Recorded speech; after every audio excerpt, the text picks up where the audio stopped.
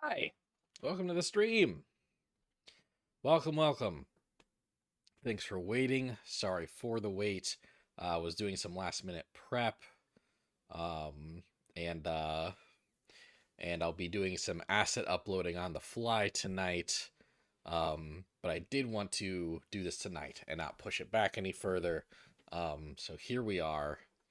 Yeah, welcome, welcome, welcome. Tonight's gonna be a fun slash exciting stream. I did this last year, and I guess this is annual-ish because I'm doing it again. And that is the 2024 this time. Um, Shonen Jump 2024 tier list, followed by predictions that I'll make for 2025. Yes, yes, yes. And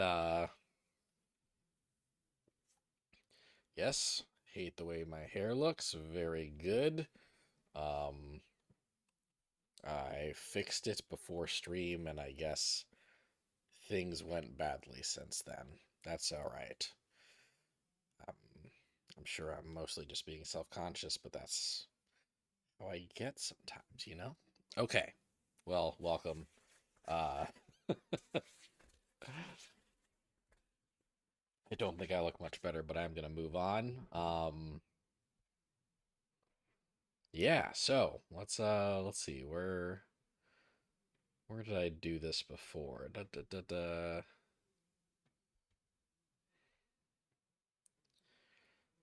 Probably did this in this tab here.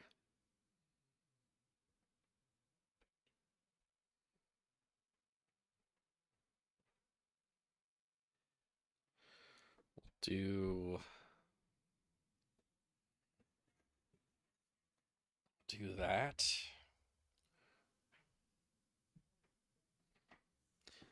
And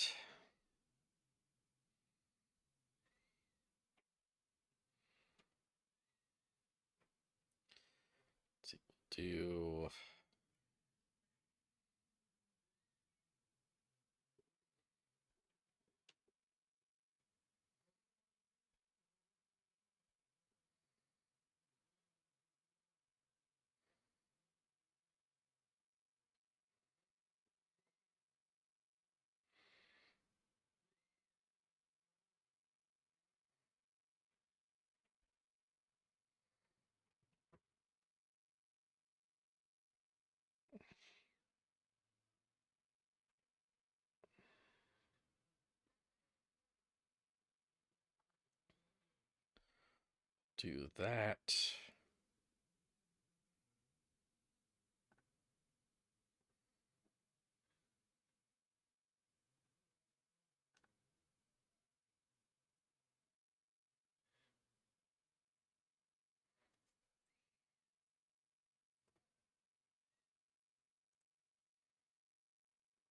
Okay, yeah. Works for me.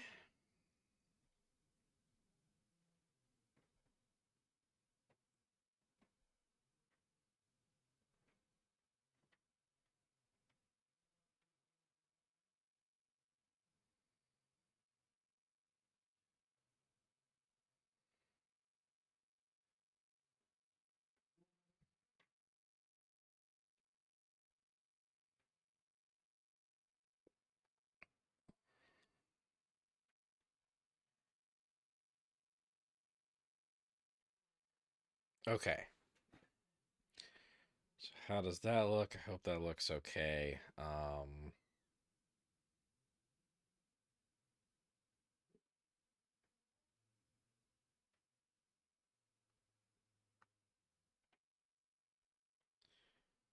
Head down a bit.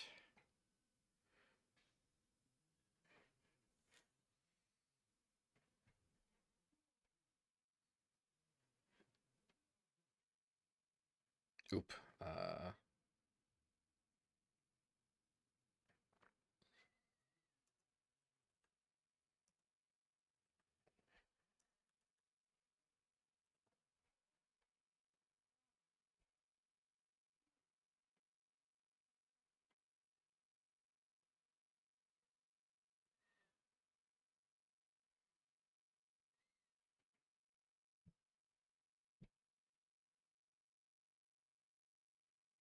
Okay.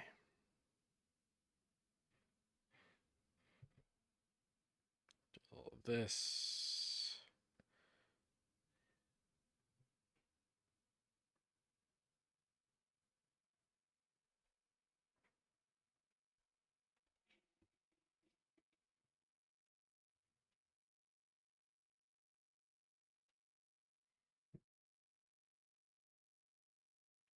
So actually, yeah, my head's in a bad spot. Let's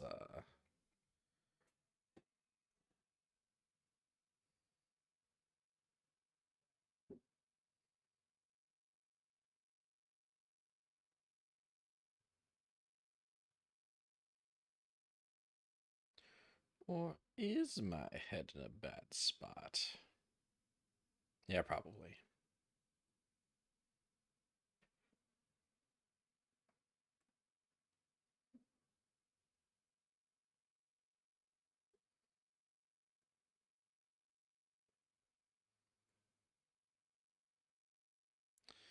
But then maybe I should move this.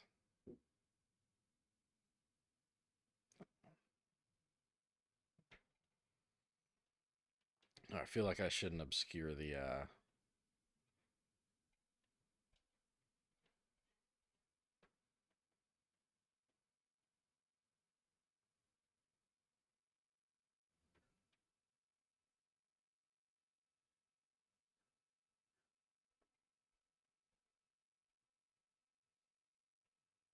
mm,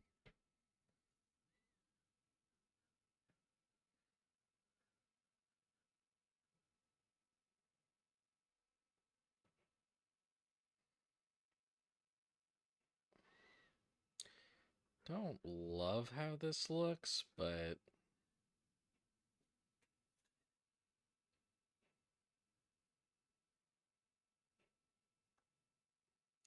I think we're about to roll with it for brevity's sake.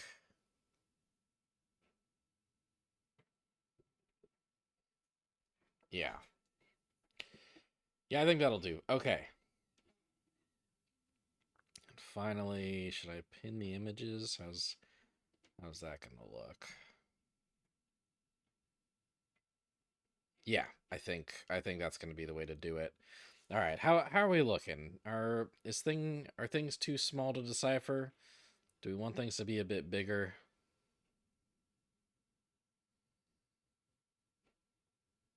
Are they gonna be tough to parse?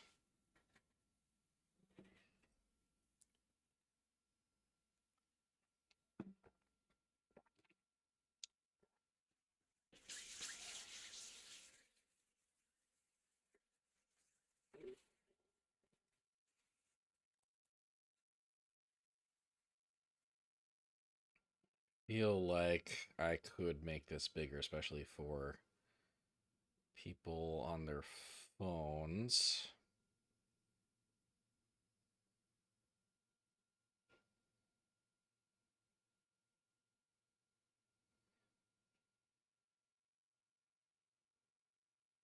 You'd say it looks fine?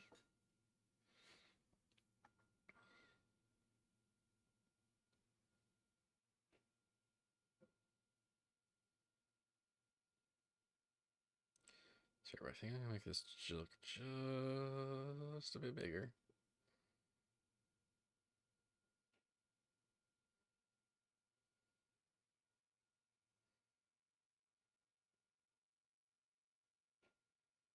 It was a little overzealous of me.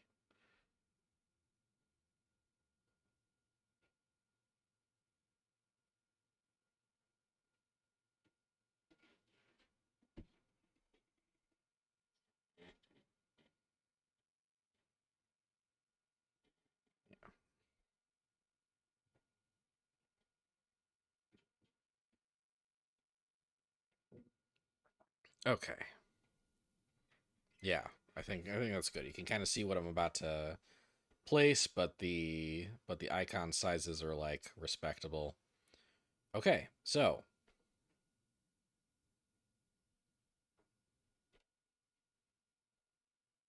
black.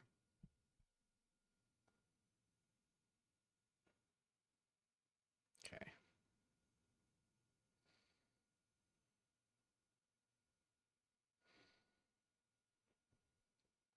Okay. So, here tonight, this fine evening, I will be doing a tier list of all the manga that ran in Weekly Shonen Jump in 2024 this year. My opinions of them, how I think they went. These will be their placements in the context of the year 2024. So I will be covering some series that ran for over a decade. I'll be covering some series that have run for several years, and what I will be covering is how they ran in 2024. So, for example, last year I put Hunter x Hunter in what was the equivalent of the It's Fine category.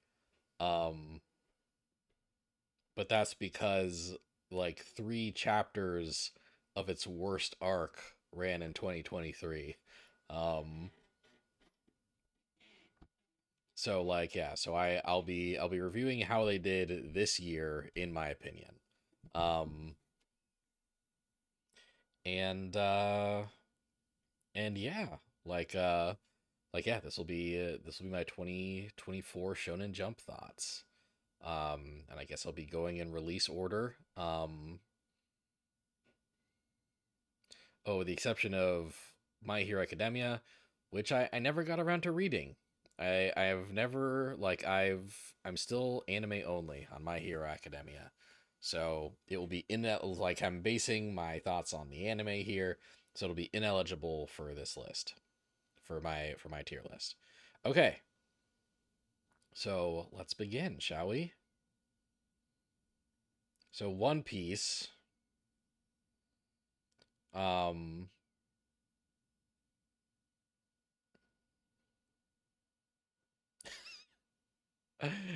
let's get this out of the way. One Piece has had a really good year. One Piece has had a really good year. So like I think last year Wano had just wrapped up and or Wano was wrapping up and like some really cool shit had happened. But I was also getting tired of Wano and like getting kind of worn out by how long that arc was. 2024 was kind of the best bits of the Egghead arc and some huge lore drops, some really huge, significant lore drops, and also just like some really incredible, like tear jerker, like really emotionally like heavy scenes, and just some really cool shit has happened in publication year 2024. That's important. I am doing it this at I'm doing this at the end of November 2024. So if anything cool happens in the next 4 weeks, if anything cool happens in December 2024 in regards to any of these manga, if any of these manga shit the bed in the next 4 weeks, I won't know about it. I'm Daniel at the end of November. I don't know. I don't know, man.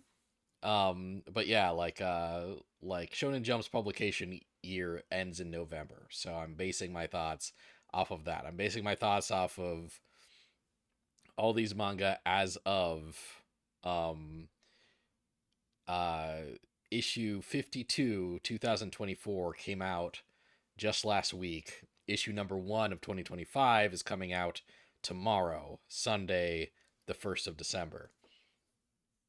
But yeah, no, One Piece.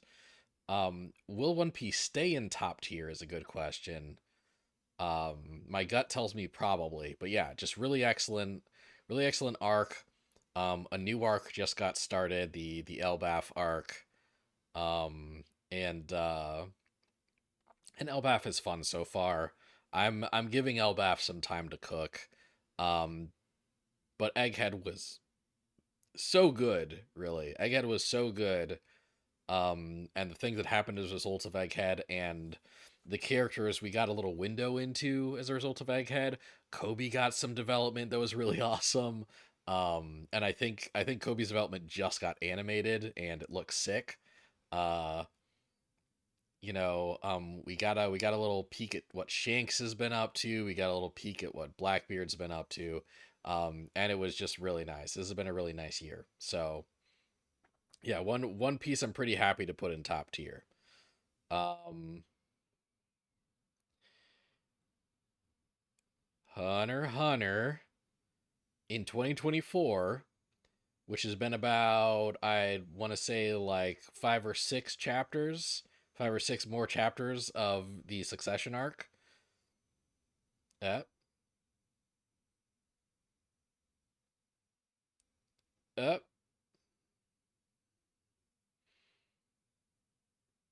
uh, no, it's here. I mean, no, it's here. uh, right. I should explain my tiers too. We've got top tier, which is God.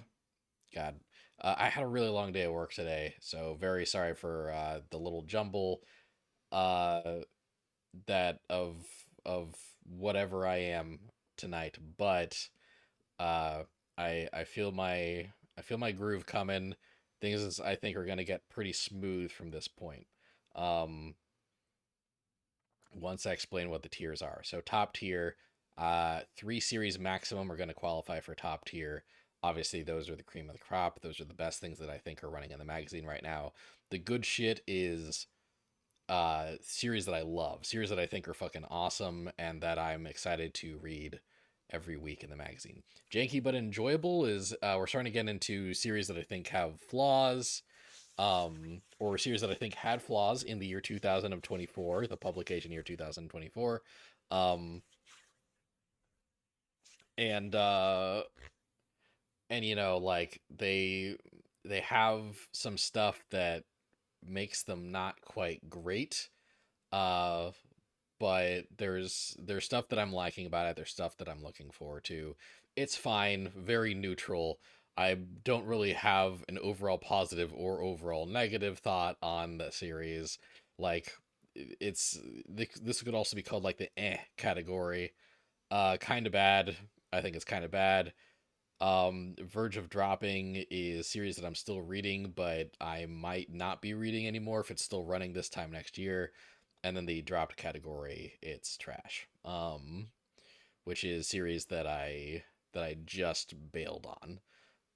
Usually because it did some anime bullshit that made me uncomfortable. That's usually why I've dropped something, because I will keep reading something if it's kind of bad, just because I'm really interested in what Shonen Jump does and what it's got going on. Okay, so I've put Hunter x Hunter in janky but enjoyable, um, for the past few chapters that have been running in the Succession arc. So one thing I'll say about Hunter x Hunter is that I decided to reread the Succession arc before it came back from hiatus this year, and doing that has increased my appreciation for that arc. I've kept calling the Succession arc, the Succession War arc, the worst arc in Hunter x Hunter, and I think I still believe that to be true. But I finally, I went through the Succession War arc. Uh, I picked up from after going meeting with his dad, and I just really slowly just made sure I understood every new plot element that was getting added, every rule set that took like 3 chapters to explain. I made sure I took that in very thoroughly. And in doing that, I do think there's stuff that's cool about the Succession arc. I do genuinely think that there is stuff of value in the Succession War arc. There's some great characters. There's some really cool power sets. And some of the political intrigue that's been going on is actually kind of cool. I you know, yeah, I think I just said it's all right about Hunter x Hunter last year. The last the the few chapters that it had. Um, but I think that um for starters, I think there was some Hunter x Hunter at the beginning of this publication year, and those were some Phantom Ant chapters that were really great. Um, and then the new chapters that started once hiatus lifted this year were good. Like, I guess I wouldn't say good, but would they were there were some really cool twists. Um, there were some new developments. This was the part of Hunter x Hunter that basically made me go, "Oh, I understand the point of this arc now. I see why we've been following these characters and following these story paths that seemed pointless at the time. Now I see the point, and you do have my interest." The past couple chapters um, have just been like two characters like playing like a card game together with a really complicated rule set. But I'm actually kind of fascinated by the rule set of that card game. So yeah, I think what I've read of Hunter x Hunter this year isn't quite the good shit, but it has been enjoyable, and it has absolutely been janky. There is still like it's still incredibly dense. There's still at least one page per chapter that is just like 80% words and 20% art. Um and it's still definitely like more of a like chore to read than early Hunter x Hunter was. But I don't dislike it this year, and I have been enjoying myself with Hunter x Hunter. I just literally actually need to like put time aside. Like, every Sunday, I read all the manga that I follow, that updates that day. Um and lately, I have to find extra time after I've read every other manga besides Hunter x Hunter to read Hunter x Hunter on its own, because it takes like 3 times as long as reading any other chapter of a manga. Anyway, there you have it. Hunter x Hunter 2024, janky but enjoyable. Um Up next is oh, also I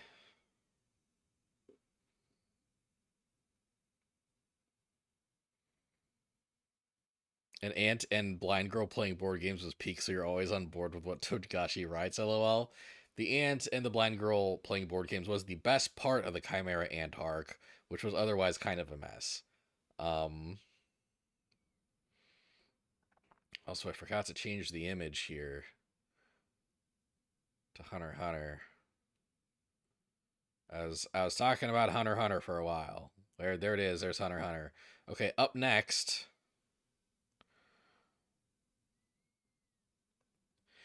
Dr. Stone. Now, Dr. Stone finished publication like not too long ago. It finished publication kind of recently. But what we got in 2024 was the 4D science arc, rather the second and third parts of the 4D science arc, that is basically an epilogue to the events of Dr. Stone. Um and basically like Senku and his friends, like, kind of taking science to new heights, basically like taking science to levels that it had never reached before. Um and it's fine. I I thought Dr. Stone I I thought Dr. Stone was pretty cool, and I was fairly satisfied with the way it ended. I think there's no perfect way to end Dr. Stone.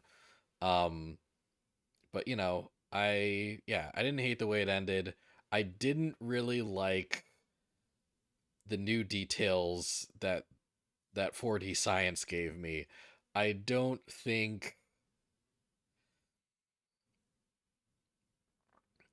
like there was shit that I thought it was going for when I read the first chapter. That was kind of like that was pretty exciting actually.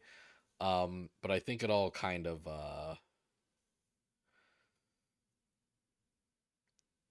I think it kind of fell apart, and I think the resolution was not satisfying. I think it left more disappointing open ends than than the actual ending did. Um so like there was fun stuff about it. I wouldn't say it's bad. It was nice to revisit the characters and see them kind of go on this new adventure. But yeah, it's not as it wasn't a great epilogue. It wasn't a great epilogue, and it almost kind of like it doesn't ruin parts of the original series, but like yeah, I was disappointed. I was disappointed to a degree, but not to a degree that I would call it bad. It was it was fine.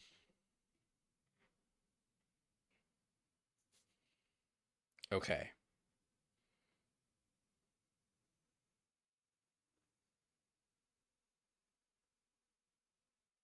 Up next,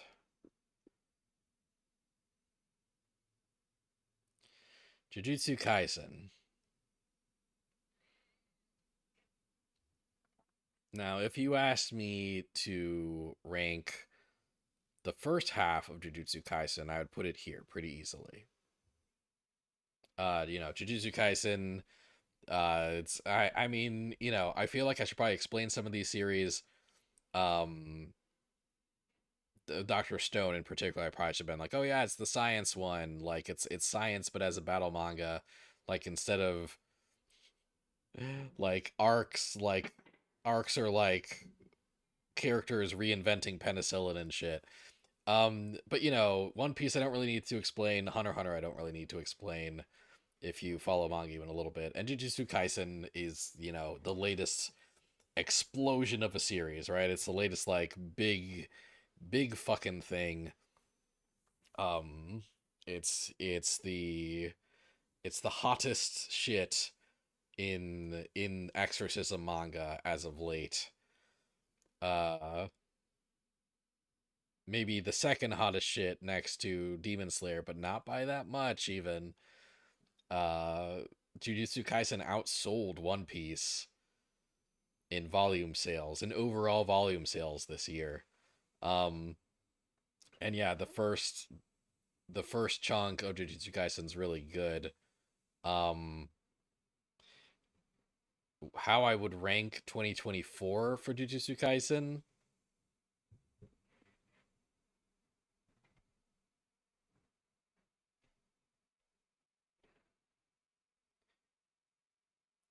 I'm doing ranked within tiers also. So like basically the farther to the left it is, the better it is in that tier. So I liked Jujutsu Kaisen this year more than I liked Doctor Stone this year. But boy, really the last couple of years of Jujutsu Kaisen have been like a big mess. Um, just a big mess. I don't know if it's that the translation for it wasn't up to snuff.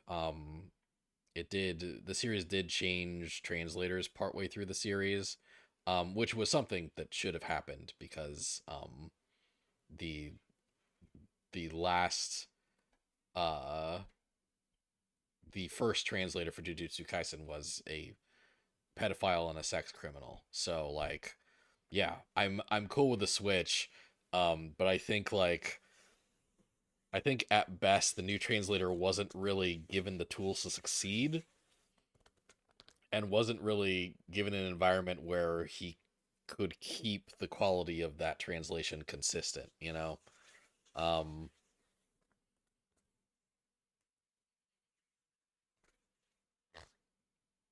uh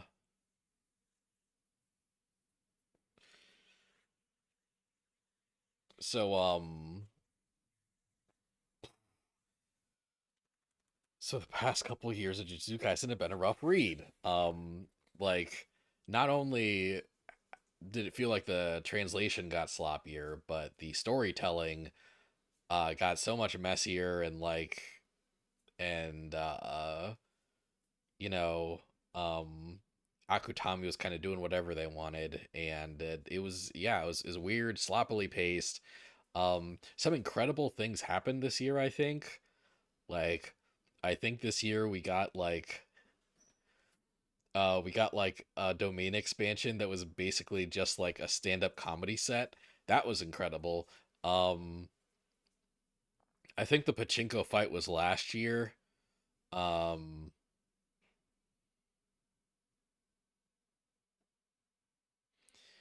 and yeah, there's some cool shit happened. Um, I think the ending was fairly fun. There were some major character deaths. Too many of them, arguably. But ultimately, yeah, I think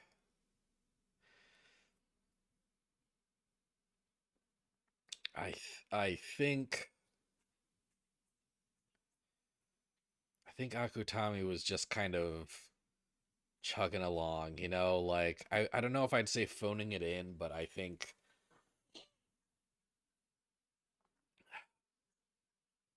think reading the last chunk of Jujutsu Kaisen felt kind of laborious, and I found myself skimming it sometimes. Yeah, yeah, it's fine. Not the best ending.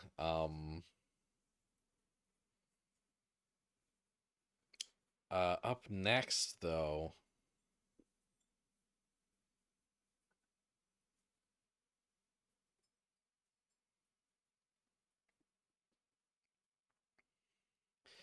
Mission Yozakura Family.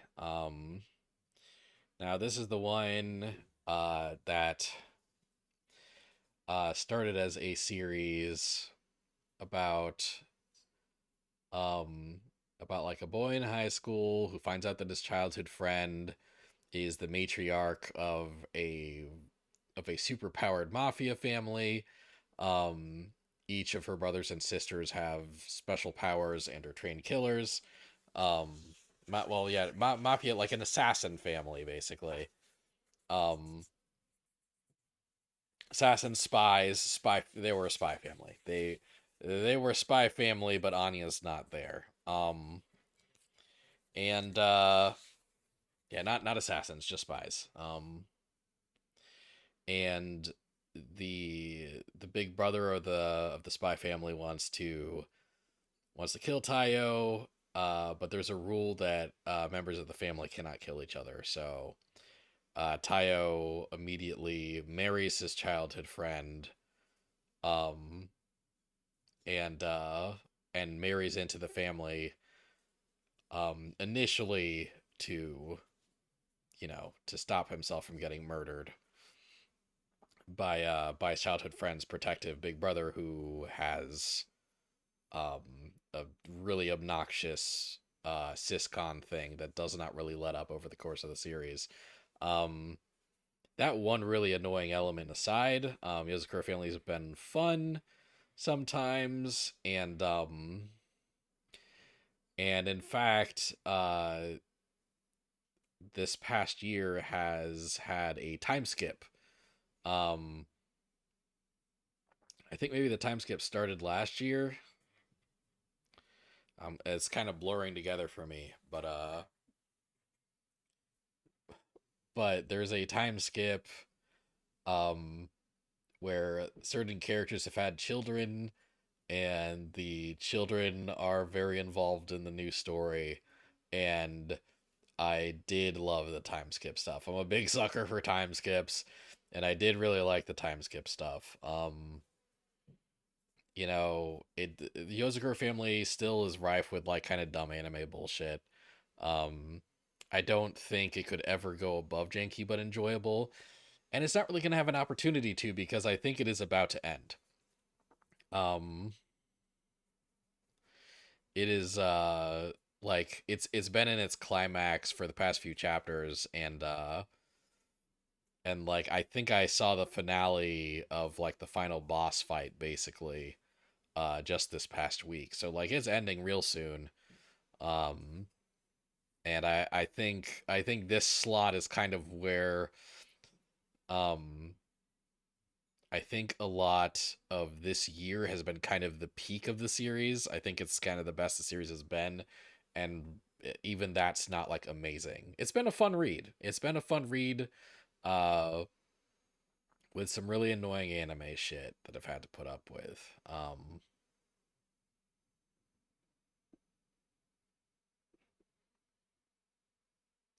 Speaking of annoying anime shit,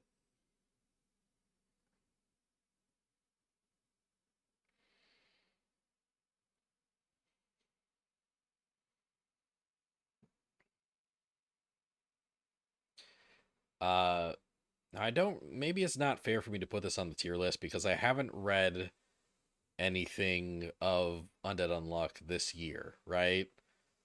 Um, because I dropped it after the first volume. Um, and to reiterate what I've said in previous years, I know I know a lot of people say that the fans like the sexual assault stuff kind of vanishes from the series completely, and then it gets really good. Um, but like it's just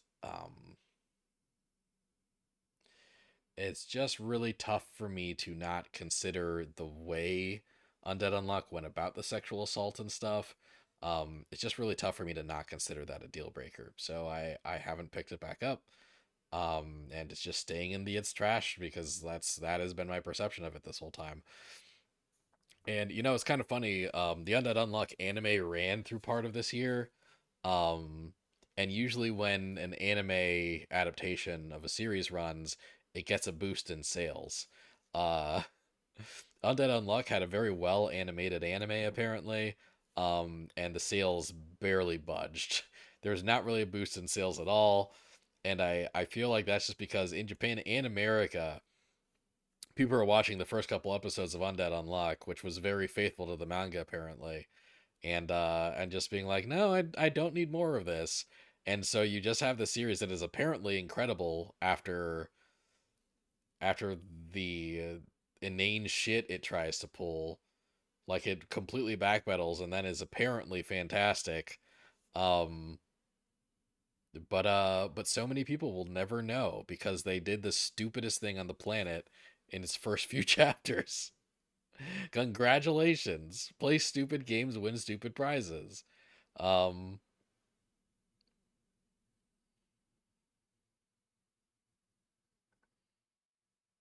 Up next,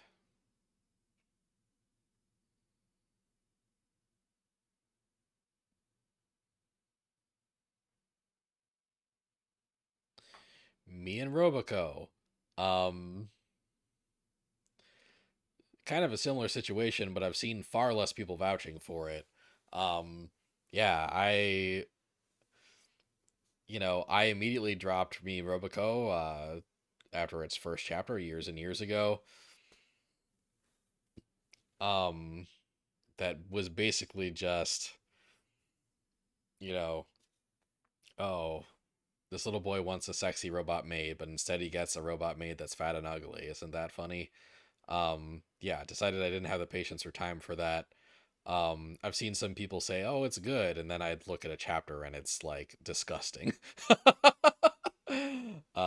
Or look at a few pages from a chapter and it's just horrendous. And it's chapter and it's segments that they think are good, the people recommending it. Anyway, yeah. So oh yeah, I didn't really explain on that unlock, but yeah, it's a battle action manga about people with unpowers like undead, unluck, unbreakable, unstoppable. Um, but it starts with the main character just groping the other main character and trying to coerce her into sex. And then she's sexually uncomfortable for an entire volume straight. Apparently that gets toned down later, but I already bailed. I'm already out. Um, but yeah, me and Roboco continues to be a gag manga. And it continues to seem to have three different flavors of jokes. Um, uh, one, Roboco is uh so fat that she breaks shit, or so ugly that that she tries to do something attractive and fails.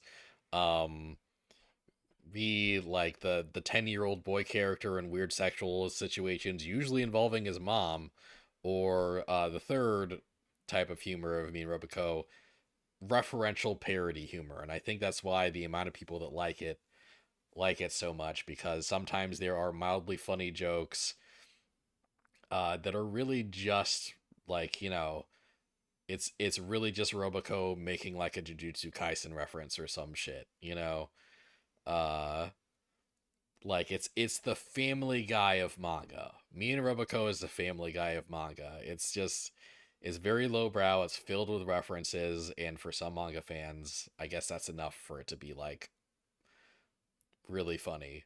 But also, not a lot of people are reading Me and Roboco, so I guess not that many people. But okay.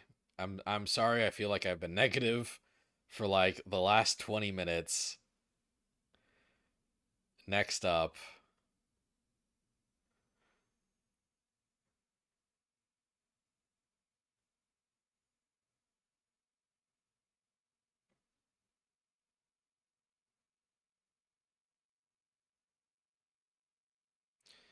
Sakamoto Days. So Sakamoto Days, I believe was in the top tier category last year for me. Um, it's a manga about an assassin who fell in love, retired, made a vow to stop killing, and now runs a convenience store like 10 years later with his wife and his kid. And he's gotten chubby as a result. Um, and and then a psychic former assassin discovers him, the legendary Taro Sakamoto. Um, and then they kind of get wrapped back up into the assassination world. Um, and yeah, it was incredible at the beginning. It was incredible in the middle. Um, I don't know if it's gonna. I only have 3 slots, and there's more than 3 series I think that I consider top tier, but it's still fucking great. Sakamoto Days is still really good. Action scenes are incredible. They keep introducing new characters that are really fun and compelling. Um, Fantastic set pieces. Right now the current arc is kind of a prison break arc, but it's more about the characters breaking into prison to meet someone and get like new information basically. Um and yeah, like I'm digging this new arc a lot. It's fire. It's good shit. Um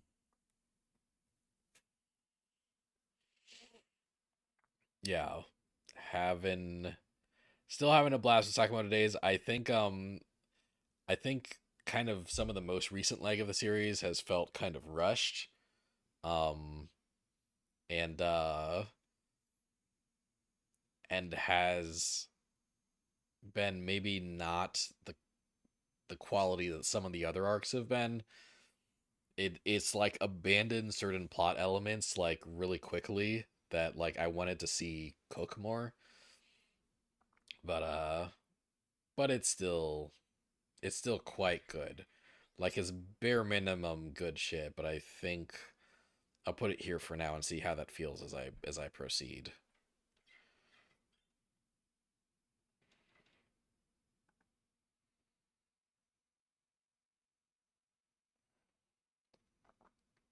Um Up next is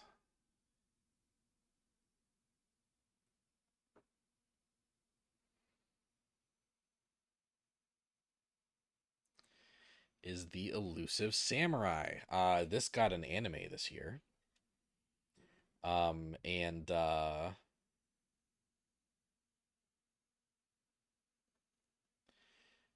and it's basically historical fiction about this this real historical figure who was a young boy that kind of became a child warlord uh that was like very skilled at um basically escaping, at making strategic retreats. And so you got kind of a Hamilton-esque like kind of retelling on that, where like retreating is basically this boy's superpower, the elusive samurai. Um and last year I put in the verge of dropping because while there was some cool stuff going on with it, it just like uh it just kept kind of sexualizing elementary school age characters um in ways that were unnecessary and uncomfortable, uh and I was basically like, if it keeps doing this, um I don't think I can keep reading. Like I want to keep reading because it's about to get an anime. A lot of people are talking about it. I want to stay like informed. But boy, I'm just like uncomfortable like every 3 weeks. And lo and behold, it did not stop sexualizing elementary school age characters. It didn't do it. So I did stop reading it this year. I dropped it. It was on verge of dropping, and then it was dropped. I dropped it. Uh, yeah, there was just a scene where like a a 12-year-old girl is like kind of a war tactic, like distracts um a like a general that is known to like be into young girls. Um and they made it very comical and had him like chasing her down on a horse with big hearts in his eyes, and I was like, all right, I'm done. And then I was done. and and it seems like a lot of the fan base of Elusive Samurai that got really into that anime when it debuted are the kind of people that are vocal about sexualizing anime characters that either are or look like very young boys. So, I think maybe I dodged a bullet by by leaving this series and the discussion around it. Um, yeah. So it dropped. It's trash. It what's funny is this is from the Assassination Classroom guy. This is from the Assassination Classroom guy. I've read Assassination Classroom in its entirety this year and had a great time with it. Mostly a great time. Um, like I think Assassination Classroom is just a pretty good series, and one where like one where I was able to kind of justify trudging through like the uh the escalating amount of like sexualization of like middle school characters, which I did hate. I hated that part of it. Um but the I by the time they started doing that, I was already hooked, and so I just put up with it to experience the stuff that I knew was good about the series. They it wasn't worth it with Elusive Samurai. It absolutely wasn't. So Elusive Samurai has been dropped.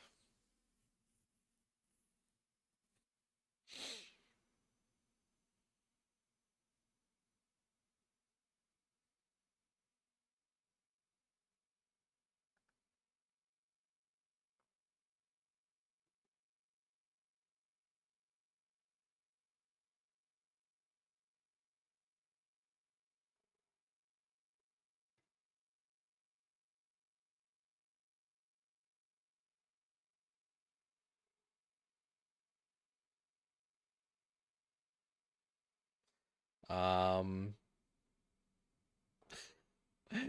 yeah, this is just me shitting on a lot of manga. It gets better. There's stuff there's more positive takes coming, I promise. Uh, but I will be right back for people watching the VOD. I don't think there's anyone here right now, so I'll be back. I'll be back.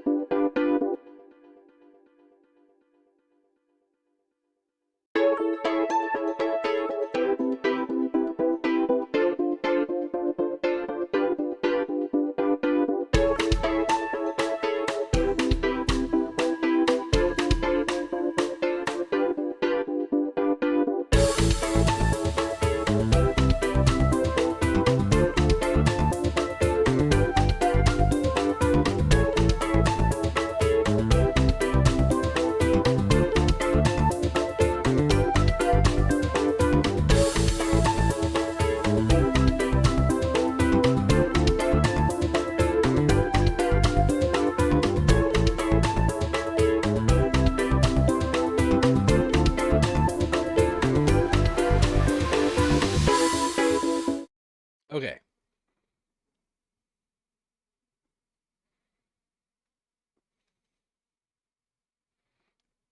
Okay, I'm back. All right, let's continue. So So just been shitting on the Elusive Samurai. Up next is Witch Watch.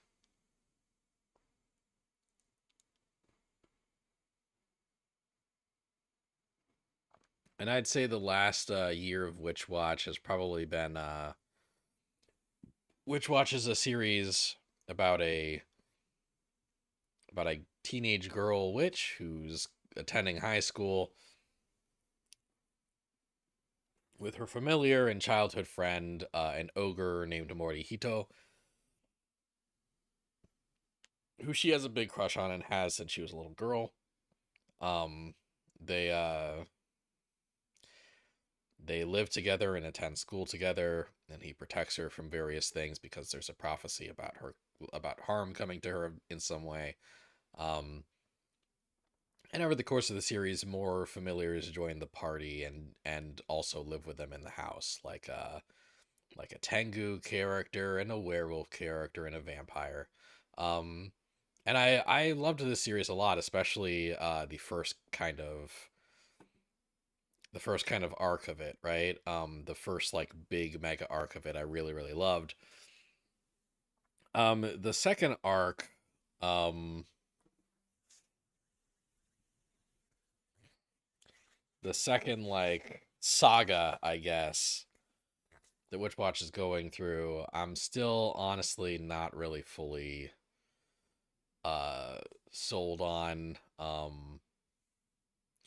Like basically it shakes up the Morihito Nico romance in a way that like makes me not even want the romance to happen once the shakeup has been resolved. It's weird. It's weird. And like me saying what it is kind of a big spoiler, so I'll refrain for now. But yeah, I haven't been as invested in the series since that big twist that started off the second saga of the manga. Um that said, like, you know, the second half of the series does still have a lot of fun chapters, does still have some really enjoyable character moments, does have some very funny bits, some very funny gags, and also some very wholesome moments, and some moments I really genuinely did like, but I also really miss the series pre-shakeup, and yeah, I think I rather the series would have just ended instead of having that shake off and starting a new half, you know. Ah well. Um Janky but enjoyable is where I would put it. Better than Yozakura Family. Um Not as good as what I've been reading lately of Hunter x Hunter is where I'd put it right now, I think. Um Up next is Blue Box.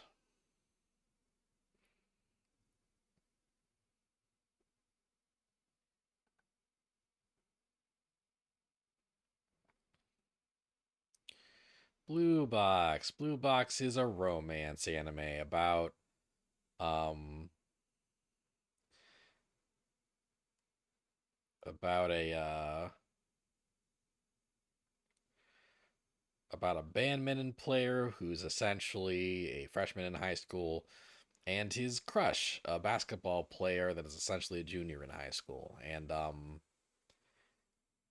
you know, about them kind of yeah, just a romance story about two sports kids, and it follows both like them kind of falling for each other, but also like them getting really invested in their respective sports. So it's kind of like 30 it's like 70% romance manga and like 30% sports manga.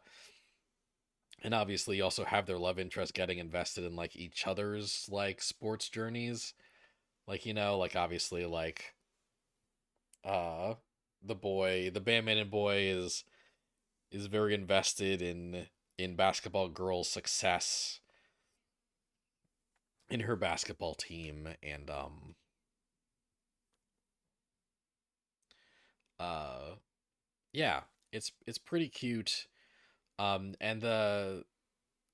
this past year has just been like they've confessed to each other. They're in a relationship, and it's kind of exploring their relationship now. The relationship is cute.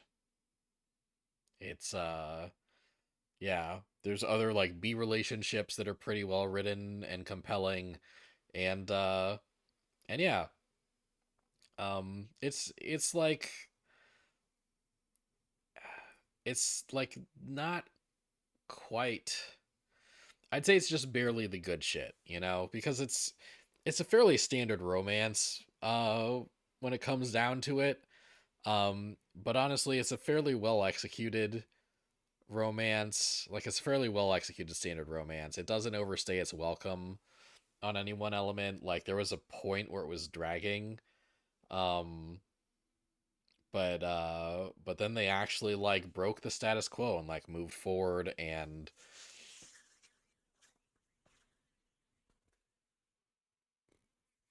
the series has been interesting. The series has been genuine, like legit interesting to read, and like pretty good. It's been pretty good. So I'll put in the good shit. It's kind of like, it's kind of like the good shit minus, but I say it's still the good shit. I think it's too well executed for me to call it janky. So yeah, it's there it's there as the good shit. Um, up next,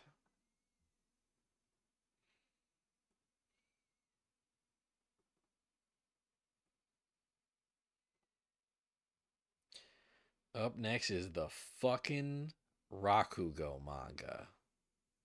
And what I think about the fucking Rakugo manga is that it's one of the best things I've read this whole year. Um, yeah, it's Akane-banashi follows this girl Akane, who at the beginning of the story is in high school and pursuing a career in Rakugo because her father was an incredibly talented Rakugoka um, when she was a child, but he got banished from the art, and she's kind of following in his footsteps uh, to kind of avenge him, to the man that got him kicked out of the Rakugo industry. Rakugo being kind of like a Japanese storytelling art, um like you sit down on a mat and kind of just with head movements and voices, um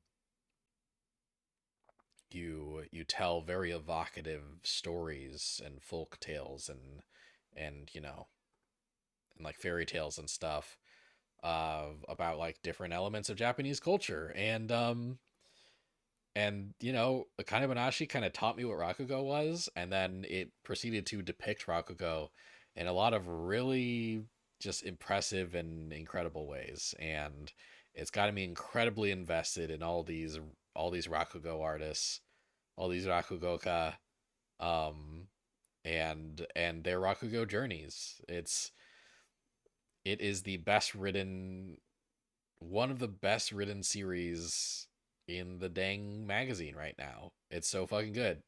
I liked it even more than I liked One Piece this year. Do I like it more than I like all of One Piece? I don't know about that, but um yeah. Yeah, so good. So good. Easily top tier. Easily top tier. Like you know, I think there's other stuff down here that's top tier contenders. But I don't think Akane-banashi is getting knocked off of the out of that tier. Yeah, I love it. I love Akane-banashi. It's so good.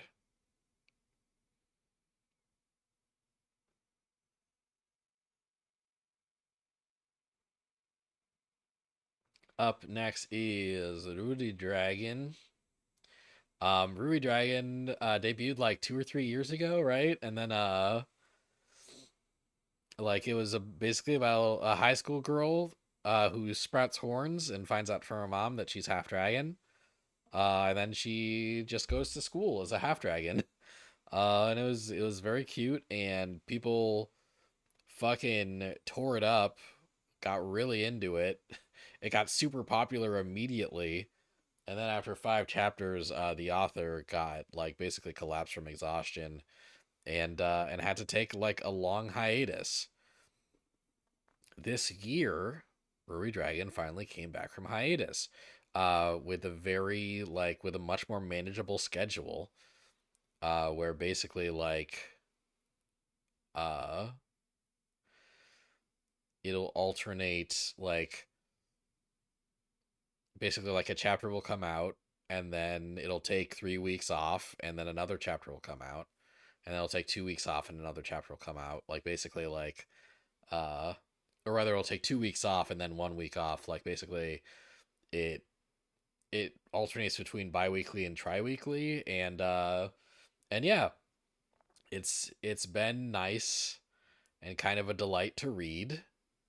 um like it the author getting to work at their own pace has definitely been a good thing for RuriDragon, and it's great to have it back. I think I'll put in the good shit. I think it's cute. I think it's cute and it's good. Um, I think it has been just good, like lately. Um, it's funny like how like it is just like 95% lately, just a girl getting up to school drama, and she happens to have dragon horns, and the fact that she's a dragon rarely even comes up in her day to day. But that's also kind of something that's kind of charming about it, I guess. Um, so anyway, yeah, I'll put in the good shit. I'll put in the good shit. Akane-banashi is something you definitely need to check out. Man, I recommend it with no reservations. It's very good. It's very good. Um,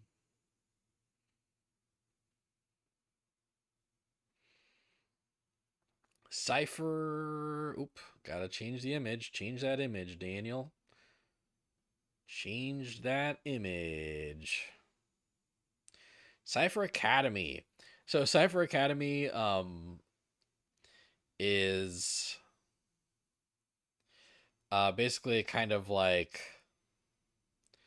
a story about this military school, like this all girls, this almost all girls, uh like kind of military school where like teenagers go to like learn codes, like to become ciphers basically. And the main character is one of the only boys at the school. um and he learns codes, and you know each chapter is him deciphering different codes unless it's not. And anyway, I put it at the verge of dropping, um and like because it was just so dense, it was so like it was almost like Cypher Academy was so dense with very specifically Japanese puzzles, and like so much of the ciphers was like Japanese wordplay basically. It like it was so dense with very uniquely Japanese like puzzle solving, that the first translator for the series quit partway through, and they had to replace the translator. um and and then like it was doing okay in sales, but then like then it started fast forwarding through like this big like kind of tournament arc it was having, and then it ended. um and I think I don't think I would call it kind of bad. Like I read through the whole thing. I didn't end up dropping it. I read it through to its completion, but I was kind of skimming it by the end. Um, I think it was good enough at doing what it was trying to do that I don't think I would call it kind of bad. but I think I would put it at the bottom of It's Fine. Like, I was barely reading it by the time it ended. I was skimming it hardcore because it was so dense and so weird. And there were some fun characters. There's some fun bits. Um, there's a character. There's a character who's called Anonymity Requested, and you never learn her real name.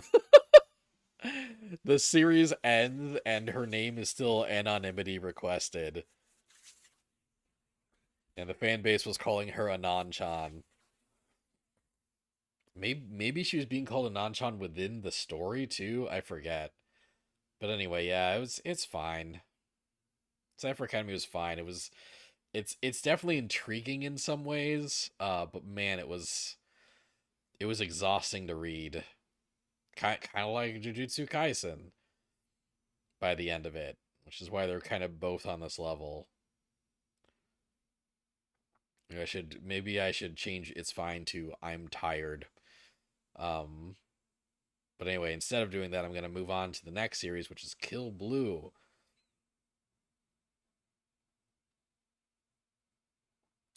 Kill Blue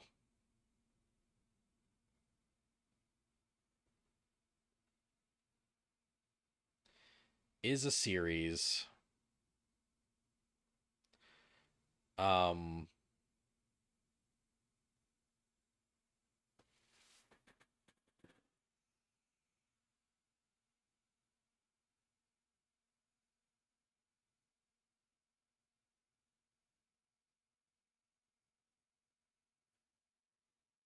Kill Blue is a series about it was another assassin series, right? Um like I kind of noted that like mafia assassin spy series are just kind of on the upswing and jump, right? They kept adding new ones. While Exorcism was also on a slight upswing. But yeah, Kill Blue was about a legendary assassin who accidentally gets injected with a drug that turns his body into the body of a 12-year-old boy. And so he infiltrates a middle school for for his boss in the assassination association because his boss's daughter wants to attend that middle school. Um, so he's in middle school and getting wrapped up in assassin stuff still, fighting other middle school assassins basically. And I put this in Verge of Dropping last year because at the time there was an ongoing arc about how um like basically um he he finds his he finds one of his targets in the school, like basically finds out that the drug that turned him into a child physically was developed by a pharmaceutical company, and the heiress to that pharmaceutical company is his classmate at the school. um she hates boys, but he gains her trust and basically pretends to be her boyfriend to basically get other guys off of her back. Like, she requests this of him. um and uh there were a lot of the arcs at the beginning kind of revolved around his fake boyfriend relationship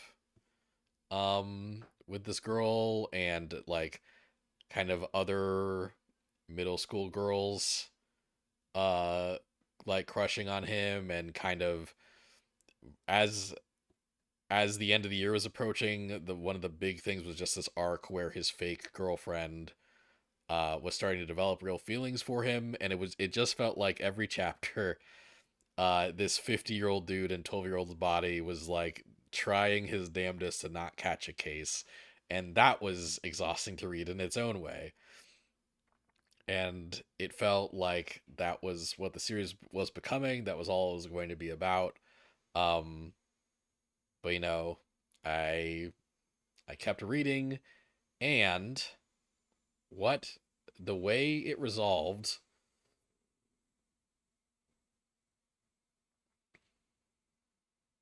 was that the main character uh fully, explicitly, and unambiguously established to all the middle school girls that had a crush on him that he had no attraction to them at all. Any affection he had for these characters was familial at most, and and in fact it turns into kind of a running gag that that he has a thing for older women, which is kind of a weird dumb joke, um but they they basically fully bucked that gross awkward feeling that had been pervading the series, and then they left that behind, and like, and whether or not the old man likes middle school girls or vice versa doesn't really come up anymore. It's just established that that yeah, he's he has no interest. He's just their friend, you know? He's just their friend and their protector, etc. And then it became a much more comfortable read, and there's stuff that's fun about it. One potentially dumb twist might be coming up where it feels like there's hints uh that his fake girlfriend might also be an adult woman that got turned into a child. And that'll be stupid if that pans out, if that ends up being true. But yeah, it was it was really a relief for that arc to resolve without like any romantic confessions. Uh, it was actually the the author figured out what was weird about that arc and course corrected, and that's actually incredibly impressive for a manga. Is incredibly impressive for like a Japan based media. Um it's still not the good shit. I still don't think it's that great. I think, I don't know. There's It's my probably my least favorite assassin series in the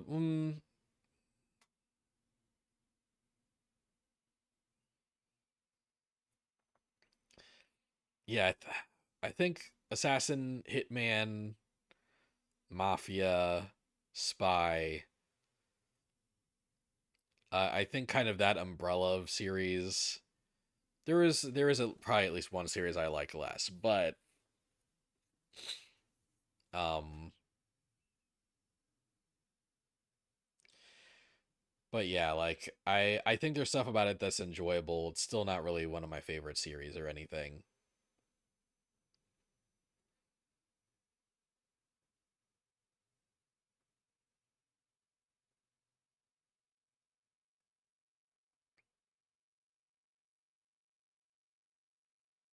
Up next,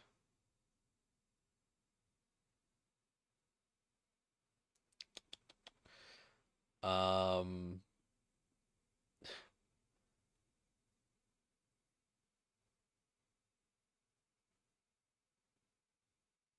up next is New Way's Exorcist. Um, New Way's Exorcist was an exorcism manga, and just kind of a bad one. Just like all the exorcism stuff is really generic, and like just it was just kind of weird and fan servicey and badly written, and uh this time last year I was on the verge of dropping it. And Kill Blue, I was on the verge of dropping it, and it ended up like getting better and enjoyable. Elusive Samurai, I was on the verge of dropping, and I did drop it. New Exorcist,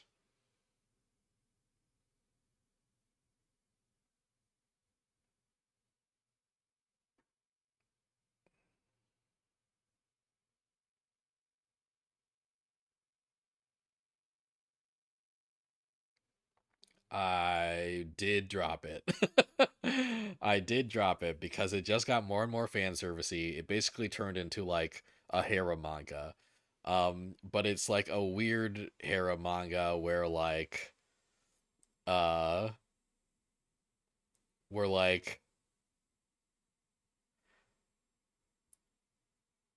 the main, well, honestly, there's a lot of harem mangas where like the main character is just incredibly unlikable. But in kind of a different way than other harem mangas. Usually it's that the character is a huge pervert and keeps like violating women's boundaries and shit. This is almost like the inverse, where um where all the girls are like uh like kind of outwardly attracted to the main character. Like they're kind of like they're giving him signals that they're like okay with, you know, with him making a move or something. But he's just constantly like, it's like, oh no, I touched her hand. Oh god, she must think I'm such a pervert. Like, it's it's as far as I can tell, it never stops being that. I bailed after like a chapter where they're like on a mission, um and he and two other girls like fall into a cave with like water in it, and then both of the girls' tops fall off. um yeah, that was the last chapter I read, and I haven't really looked back. No regrets, really.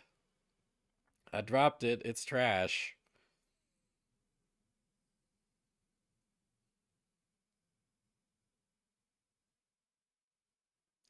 Oh, but let's lighten the mood, shall we? Up next is Martial Master Asami. It's about this high school boy, Asami, who gets into mixed martial arts. Martial Master Asami, MMA. Um, and yeah, it's him participating in martial arts tournaments, mixed martial arts tournaments. It's him, challenging his brother, who is a very skilled mixed martial artist. It's him meeting other mixed martial artists and seeing what drives them, and how they're the different ways that they're good at MMA and the different ways that they love MMA. God, it ended. The series got canceled this year, but I loved it. I loved it. One of the last arcs was about kind of like a rich blonde girl with hair loopies, like that archetype, like the oh, like the fucking oh ho ho girl shows up, and she has a mixed martial arts style that is basically just like inspired by fencing, but also she loves Bruce Lee, um, and and God, she was one of the best manga characters I've ever experienced, and yeah, I loved it. Loved Martial Master Asami. Really fun series, and and then it fucking ended. It ended in like the middle of a tournament arc, um, which was a which was a huge fucking bummer. Like the author of Mixed Martial of MMA of Martial Master Asami, um, the author had done a sumo wrestling manga before this called Hinomaru Sumo. And that got to run for a while. This didn't, and I'm sad. But it feels like whenever a person that did a successful series comes back with a similar series, the similar series doesn't do as well. So I should have seen this coming, but I'm still sad. New Way's Exorcist really sounds like something that came out in 2004. It is not only from like a writing and storytelling perspective, but also from an art quality perspective. It looks New Exorcist looks like it was drawn in 2004 also. It's not good. It's not good. Great observation. Very astute.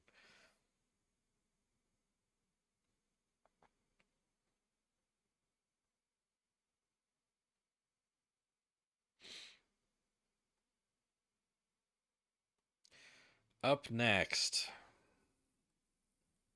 MamaYuyu. Um, so MamaYuyu is basically like it's about this boy who is like the legendary hero of his world. It's basically like the world has like for as long as we've known, the world has had a legendary hero and a demon lord, and the legendary hero and the demon lord are always, they're always destined to fight each other. Blah blah blah. Um, and but the um, we follow the protagonist, the current legendary hero, but the previous generation, the legendary hero that preceded him actually fostered an era of peace, um, and basically like created a world where the humans and the demons like live in harmony basically. And in fact, the demon lord, the current demon lord, is that girl with the green hair and the horns who raises the legendary hero and is his adoptive mother. Um, and that's an interesting premise. And then they make it's like, okay, that's an interesting premise, but where do you like go from here? How do you make that a series?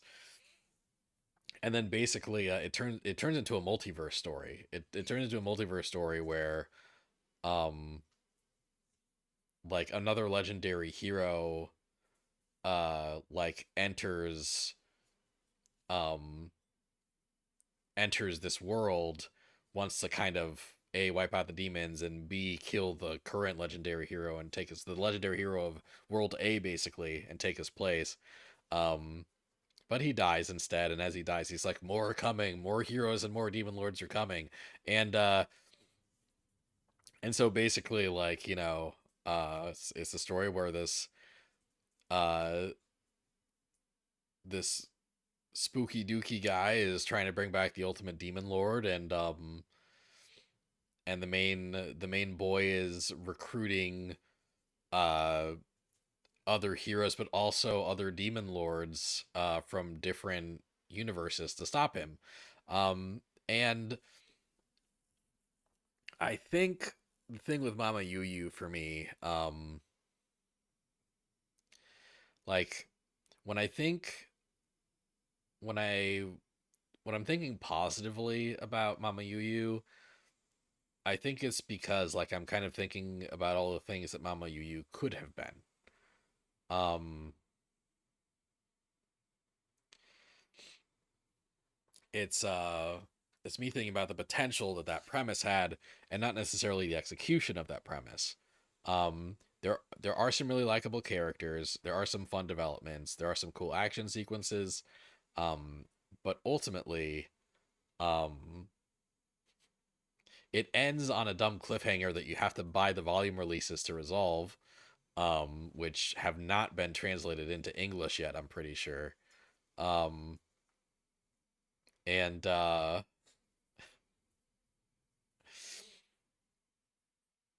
and yeah, like it takes weird turns. It flounders in the middle act. It doesn't really know what to do with the pieces that it's put together.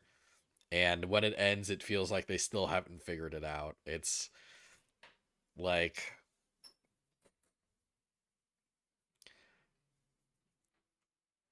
I think there's enough of value about it that I'm not putting it at kind of bad. I don't even think it's the worst. It's the worst series in the it's fine category. Like I think I liked it a little more than Cypher Academy. I liked it a little more than 4D Science. But yeah, it definitely is like a lot of lost potential. And to be fair, this was the first series. This is the first full series uh that the author had ever done. They were a Golden Future Cup contestant the year prior, and they did not even win that Golden Future Cup. But clearly, Weekly Shonen Jump found like Shueisha saw enough potential in this person to publish a series to like give them a series order. And yeah, MamaYuyu has some cool stuff going on, but I think um it kind of failed to justify itself. And yeah, it did end. It got canceled, and it ended in a like, yeah, definitely an unsatisfying way. I think it's kind of a bummer. Um,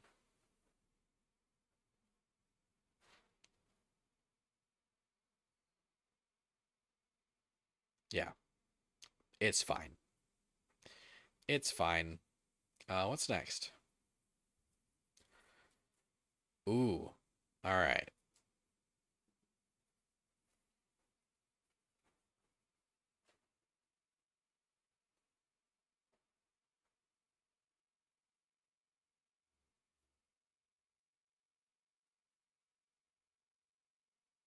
Kagurabachi. The the journey that Kagurabachi has been on. It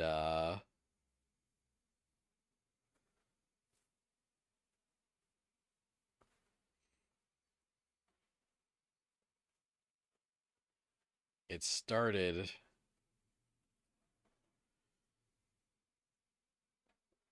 Oh, it's funny. The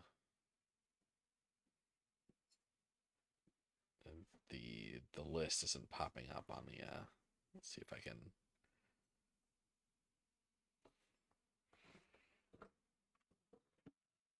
My fiance's here. He's dropping off a sandwich for me.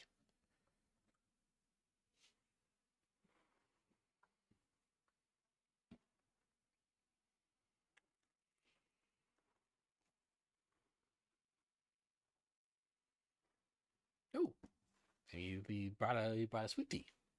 My sweet tea brought a sweet tea. I love him. Um.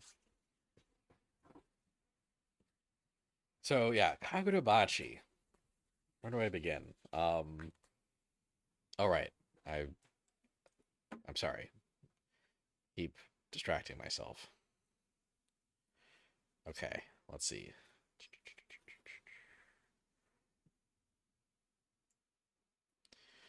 There we go. I want that to be slightly smaller still. There we go. Yeah, I like you. I like you being able to kind of see the row, like a bit of the row. A little preview of what I'm gonna do next. So okay, Kagurabachi.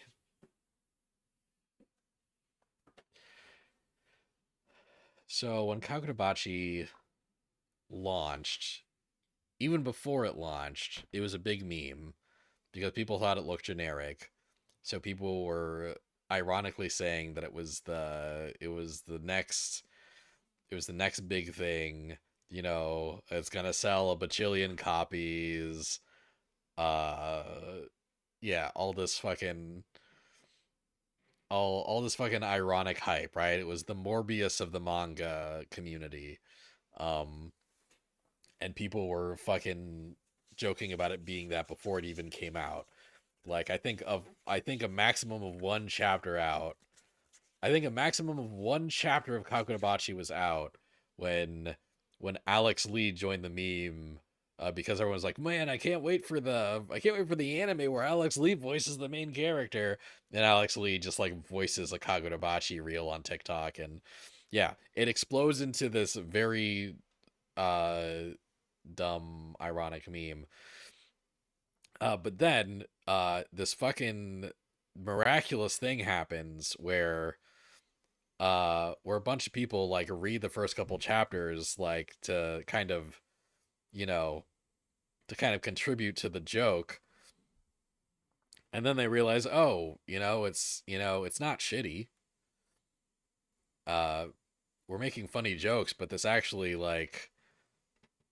doesn't suck. um and then like fast forward uh to this year, Kagurabachi is currently one of Shonen Jump's best-selling titles. It's selling like at least 100,000 copies per volume.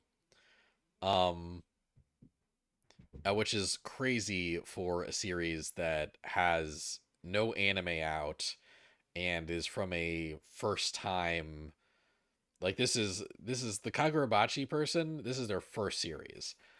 This is their first series, and it's selling like gangbusters, and not only in Japan, but it's also topping like Amazon manga charts in the US also. Like the first volume is out in the States, and that's also selling pretty well. Like is like, and I think kind of what happened was kind of this weird like meme Ouroboros, right? Where people in the US memed on it a bunch, and people in Japan, not having full context on the memes, were like, "Oh, it's very popular in the United States. I'm going to read this series and see what people in the United States like." Um, and then that like popularity, quote unquote, kind of gave it a sales boost in Japan. And then some people in America were like, "Wait, no, people in Japan actually are buying a lot of this book, and that must mean that they like it a lot." Uh, I guess I thought this was a meme, but I guess I'm gonna read it more seriously now. And then they did, and they realized that it was they realized the quality of Kagurabachi. And what is the quality of Kagurabachi, you ask? Well,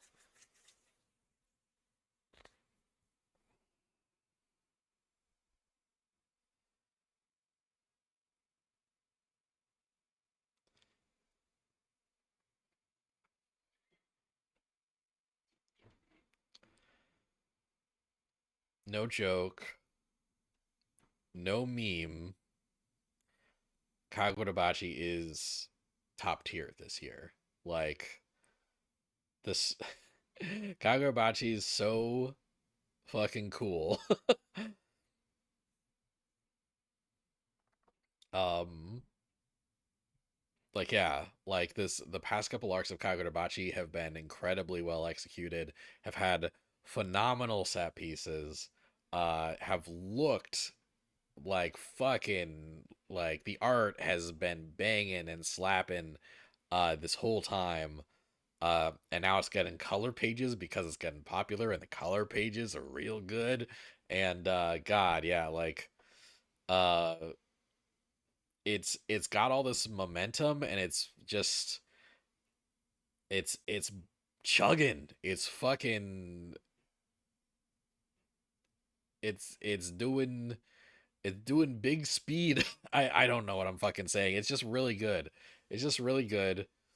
Uh and it's one of the best things in the magazine right now. I think not quite as good as this as the last year of One Piece. But a little better than the last year of Sakamoto Days, which has kind of suffered from kind of rushing uh rushing story developments, and not being quite as tight as usual. Um like I don't I think that the Sakamoto Days is a full experience. I still think is better than Kagurabachi is a full experience right now, but this year Kagurabachi beats Sakamoto Days. Saka, Kagurabachi's 2024 output is better than Sakamoto Days' 2024 output, and that demotes Sakamoto Days into the good shit and puts Kagurabachi in the top tier. It's top tier.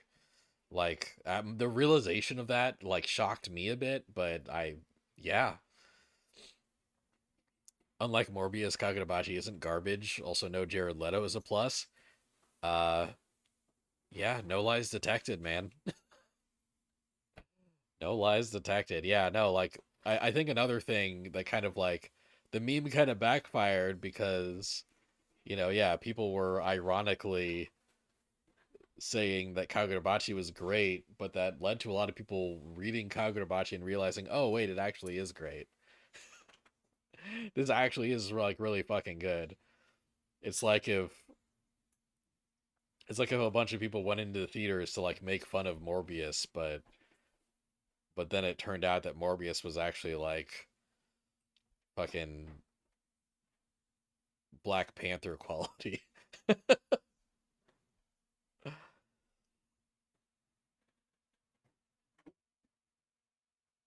um yeah, so there's that. There's Kagurabachi. What's next? Oh yeah, we're getting into a string of axes here. We're getting into a string of canceled manga. Um Up next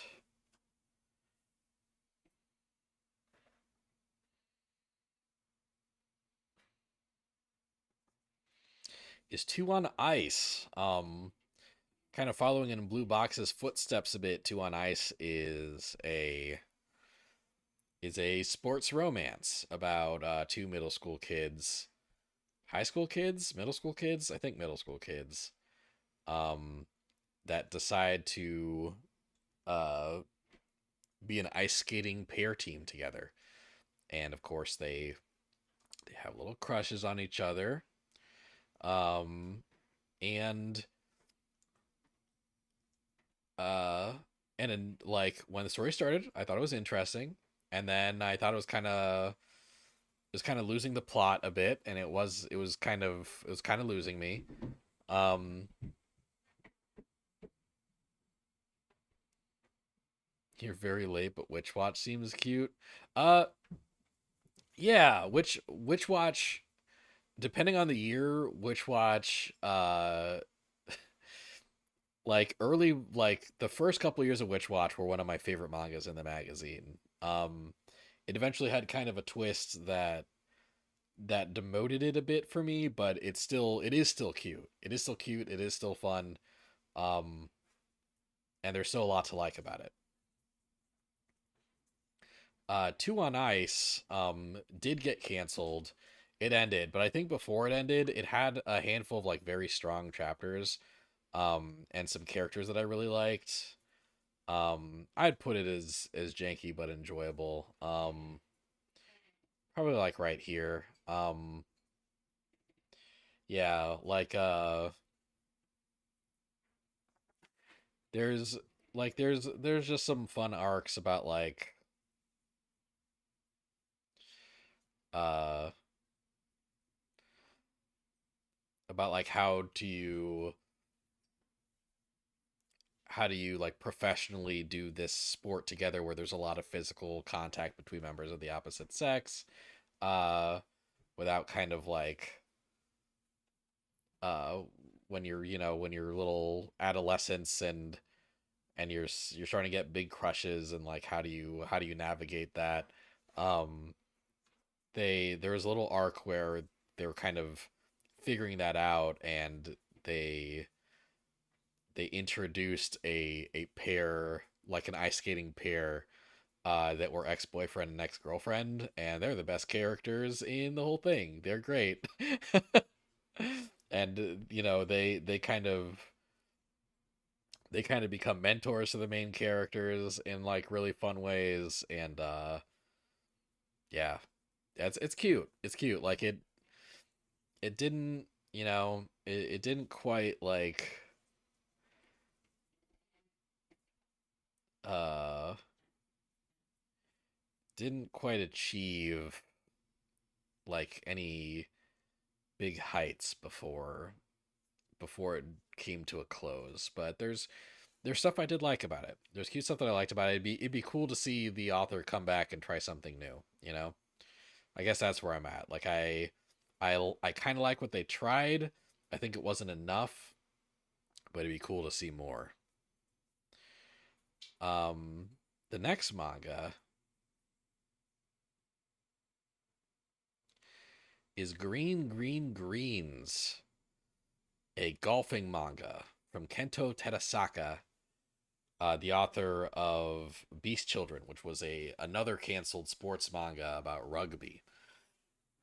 Now, Green Green Greens, last year, um, exactly one chapter of Green Green Greens had come out, and my entire review of the series was based off of that one chapter, which was a solid chapter. It's a pretty good chapter. Um, the series is about a boy who basically like his hobby um is kind of like looking up celebrities and finding out what their net worths are. Like looking like, basically looking up people that are very talented and finding out how much money they make doing the thing that they're talented at. Um and he kind of stumbles into an acquaintanceship with a girl in his high school that is pursuing playing golf on a professional level, and she's basically like, you are pathetic as a human. You All you do in your life is look at other people doing what they aspire to do. Aren't you Don't you want to aspire to do anything yourself? Do you have none of your own goals? And I guess it's kind of funny that his reaction to that is like, I'm gonna take your goal. What do? You golf? I'm gonna golf. But it's done in a much less silly way than that, I think. I'm simplifying it in a dumb way. But basically, like, he kind of then examines her and the passion that she puts into golfing. And so he tries it out. He goes to the driving range that she works at, and he tries hitting a few holes, and he gets addicted to it. Um, he starts becoming obsessed with how getting better at golf feels good. The process of improving yourself, like actually like seeing practice makes perfect like come into fruition. Um, like there's a lot of really interesting angles that it took about like this guy just gradually getting better at golf, and green greens is absolutely the good shit. It was great. Like, it was really cool. Um Unfortunately, not only did it get canceled, but it didn't even get as many chapters as Beast Children did. And I think this is a better series than Beast Children was. Um yeah, it ended, and it ended on a pretty sad note where like the penultimate chapter is just the golf girl like crying because she lost a tournament. That's like pretty much where they leave things almost. It ends a bit more optimistically than that, but honestly, I remember the girl crying more than I remember the ending. Have I read Reborn? No, I haven't read Reborn. Part of the problem with Reborn is that Shueisha never finished localizing it. So like there's no legal way to read the full series. There's no like official like non-scanlated way to read the full series. I don't know if the scanslators even finished working on it actually. I don't know if you can even read that in full like with like non-official translations, which are generally just like, you know, worse, which is fair because some people are doing it for free and other people aren't. But yeah, I'm not really interested in reading Reborn, especially like if it starts with like a professionally translated work and then like it moves to like, people going like fuck. you know. But yeah, greens, good shit. Very good shit. Better than some manga that's still running, TBH.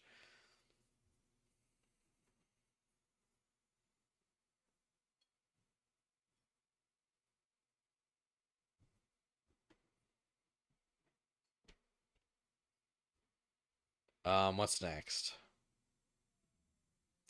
We've got 1, 2, 3, 4, 5, 6, 7, 8, 9, 10, 11, 12, 13, 14 more.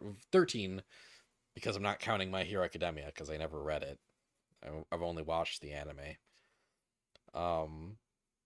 Yeah, 13 more series that have run in the magazine in 2024.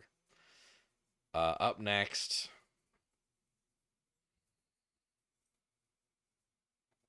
Shadow Eliminators. Shadow Eliminators was this is our first 2024 debut. This is our first series that came out at the beginning of 2024. Or rather, yeah, our first series that came out in 2024. Yeah, this is the first series that came out in 2024. All the other series I'll be covering from here on are series that debuted this year. Mouth good work. Mouth good work. So Shadow Eliminators was a very kind of generic exorcism manga. About like basically like a student council boy at school, very prim and proper, kind of crosses paths with this very aloof high school boy who ends up being like an exorcist, and then they kind of join forces. They both do exorcism stuff together.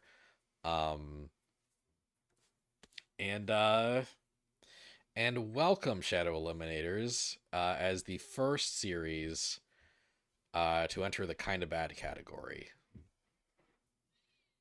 It's kind of bad. Like it's not that there's nothing of value within Shadow Eliminators. I think there's some fun characters. There's one character design that's just like basically like a ninja girl with a paper bag on her hand, and she talks through the paper bag. She was the best character. And really she becomes the best character, and then she's just constantly getting done dirty. Like she's just constantly being sexualized in weird ways, and like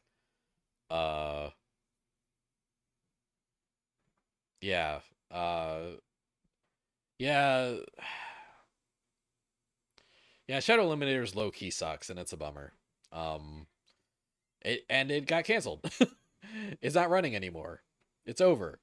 um and yeah, it ended as kind of boringly as it started. Shadow Eliminators was just kind of boring. You kind of predict every beat that the story makes, and it's just, I don't know. Yeah, it wasn't good. It wasn't very good, and I probably would have like ended up dropping it if it didn't drop itself really quickly. You just downloaded the Shonen Jump app to read World Trigger. You're just doing the free version for now, and we'll just wait for the full volume you skipped next month to drop. Um, oh, like the Manga Plus app, right? You're just reading the Manga Plus app. Um, or or can you read a bunch of World Trigger for free on the Shonen Jump app right now? Either way, that's cool. Um, yeah, you'll wait for the full volume you skip next month to drop. I mean, yeah, fair enough. Like $3 a month. If you're gonna if you're gonna read a decent amount of manga, $3 a month is such a good deal for the Shonen Jump app. Like it's that's so cheap. That's so cheap. Not not that I'm anyone that's reading it for free, I'm not knocking it. Because the library will have the volume eventually. That's fair. I mean, you're playing smart, really. The last 3 chapters are free. Ah, I see. Okay, yeah, fair enough. Cool. Um, Even the name Shadow Eliminators sounds like just kind of nothing. Like the title seems fake. Yeah, even the title's like very like generic, isn't it? That's partially Viz Media's fault.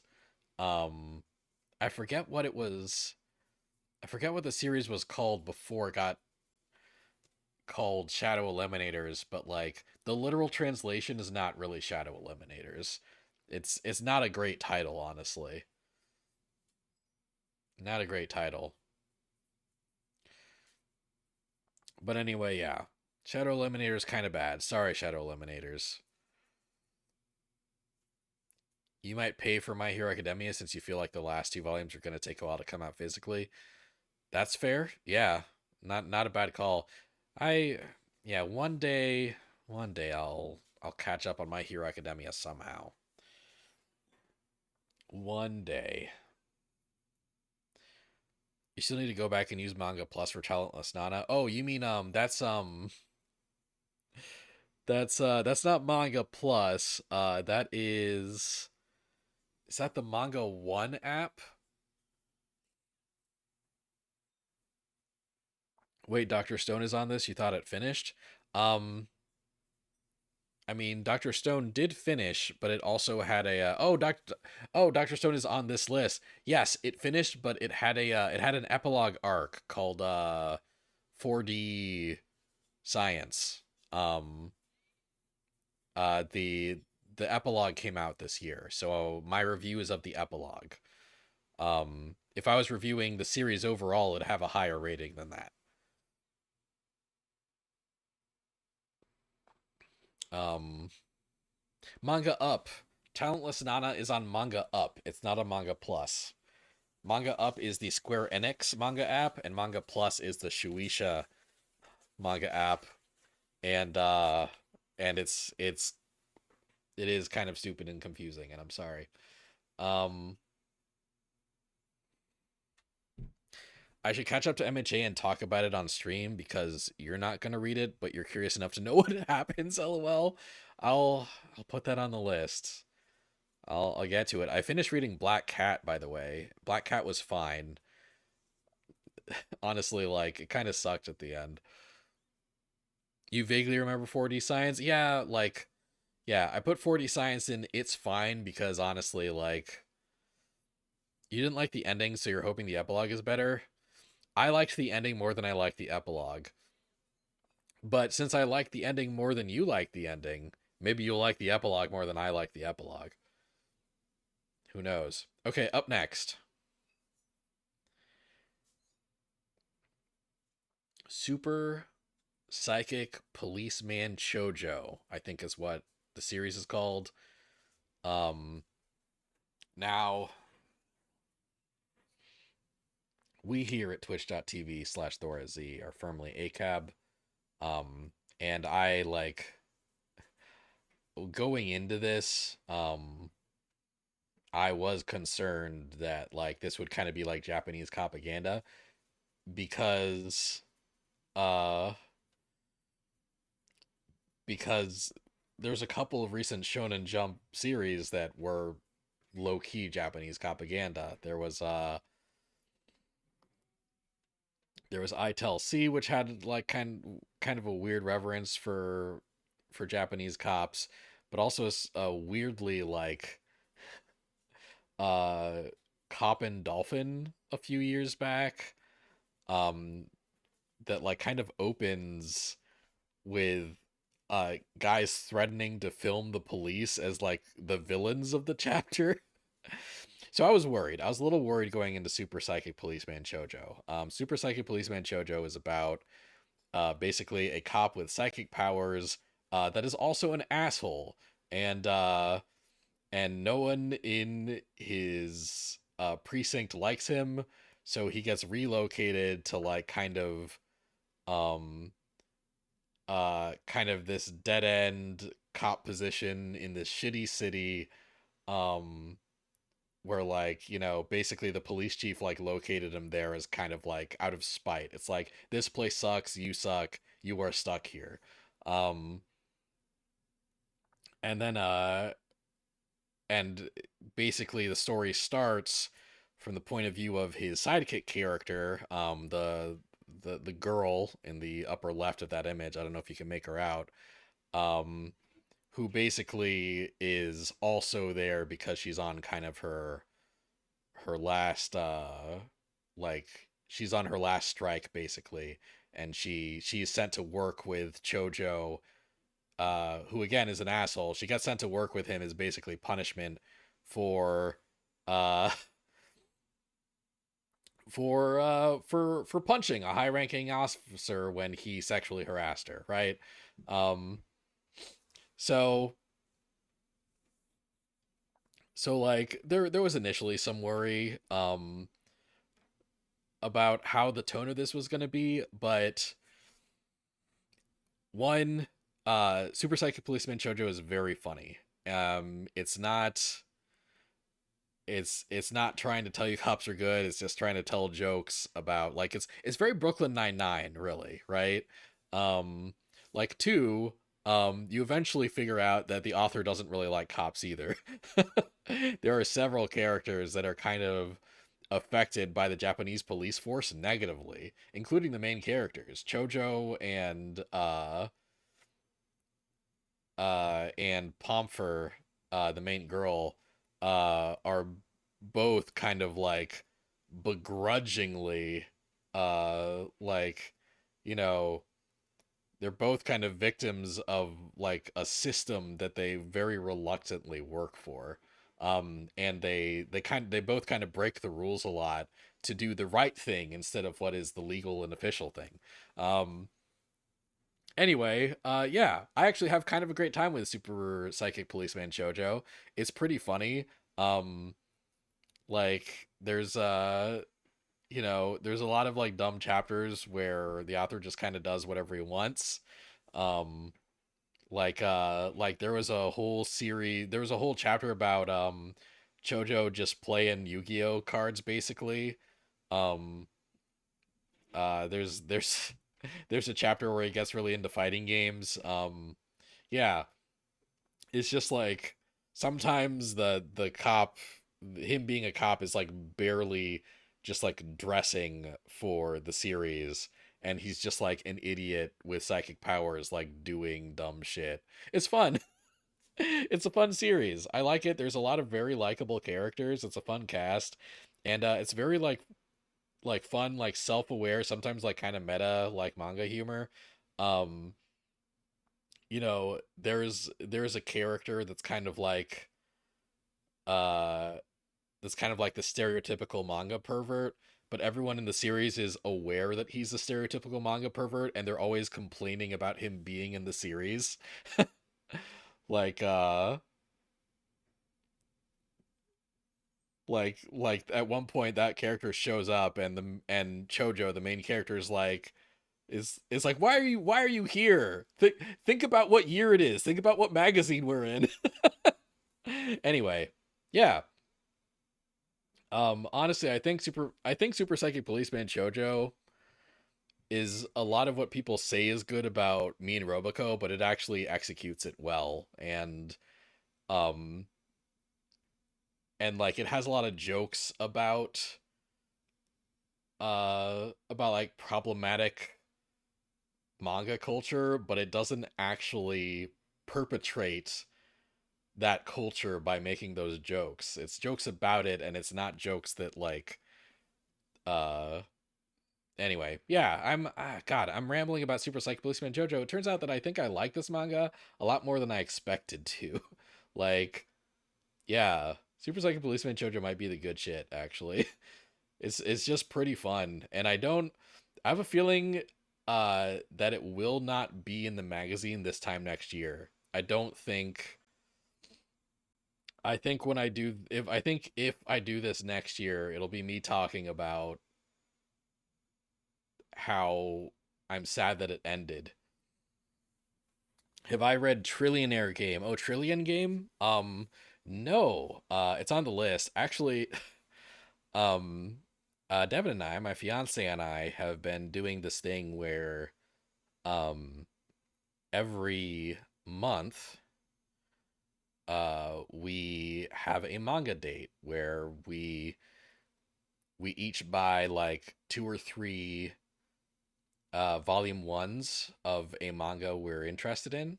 Um and usually like fitting a theme. Like so like maybe one month the theme is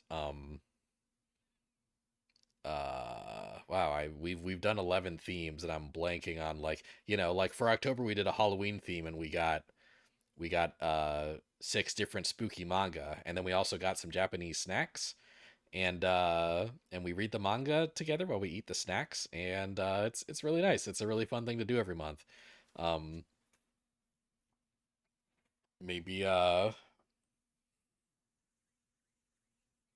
yeah. Maybe at some point I'll even like I take pictures every month of our haul. Maybe if there's interest in that, and if Devin's cool with it, I'll show those pictures at some point. Roboco will still be here next year if I need my comedy fix, though. It probably will. It probably will. Although, it's me and Roboco. This is why I keep needing bookshelves. Hit up the library. No. um. I will say about me and Roboco is that most gag manga, with the exception of that one guy, that one with the guy that's a cop, that one that ran for like 40 years, with the exception of that one, most manga in Shonen Jump only runs for like a maximum of 5 years, and we're getting to that point with Roboco. So like maybe it'll just end because that's the nature of gag manga in Shonen Jump. But also that feels like cope. That feels like wishful thinking. Anyway, yeah, Super Psychic Policeman Shoujo is actually kind of good shit. It's actually just kind of good shit.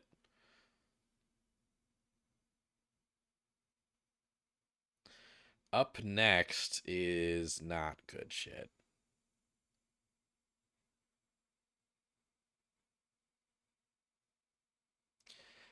Dear Anemone. Dear Anemone, uh, I really wanted to like Dear Anemone because it started up very cool. Dear Anemone was a horror manga. Um, it was kind of an Exorcist manga, but it also had like this very cool, like very like horror aesthetic. Um, and basically like a squad of people go on a suicide mission to this island that no one has come back from.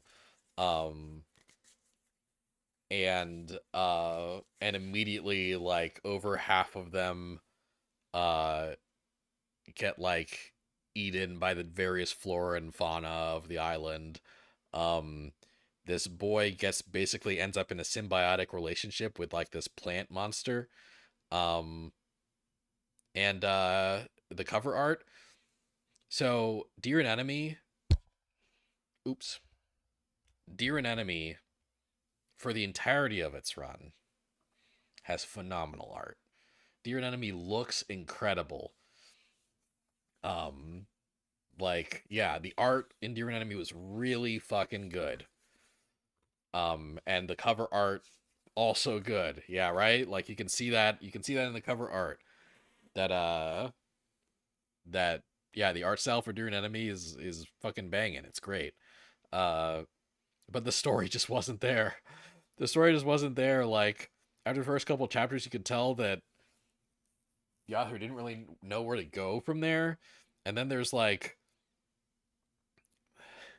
and then there's a short time skip where like the boy and his plant monster and some of the surviving characters are just like in a mansion with rabbit people, and there's no real explanation as to why.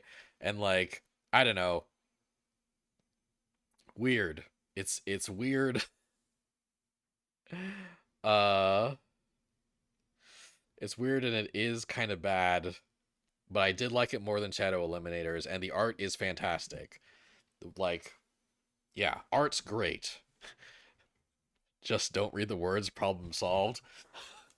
Unfortunately, the majority of things in the comic book medium. No, don't say that. I can fix her. It's like it's really short. I think it lasted like 16 chapters, so you could check it out for yourself. Um, and you won't, if you realize that it's bad partway through, you won't have too much left to read. Uh, there's some cool stuff. There's some great character designs. But yeah, it gets really aimless, and the pacing gets bad during its first arc, and that's never a great sign. That's never a great sign.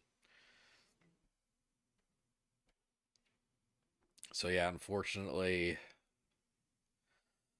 Dear Enemy is kind of bad. Sorry. Up next is Astro Royale. Ooh. Oof.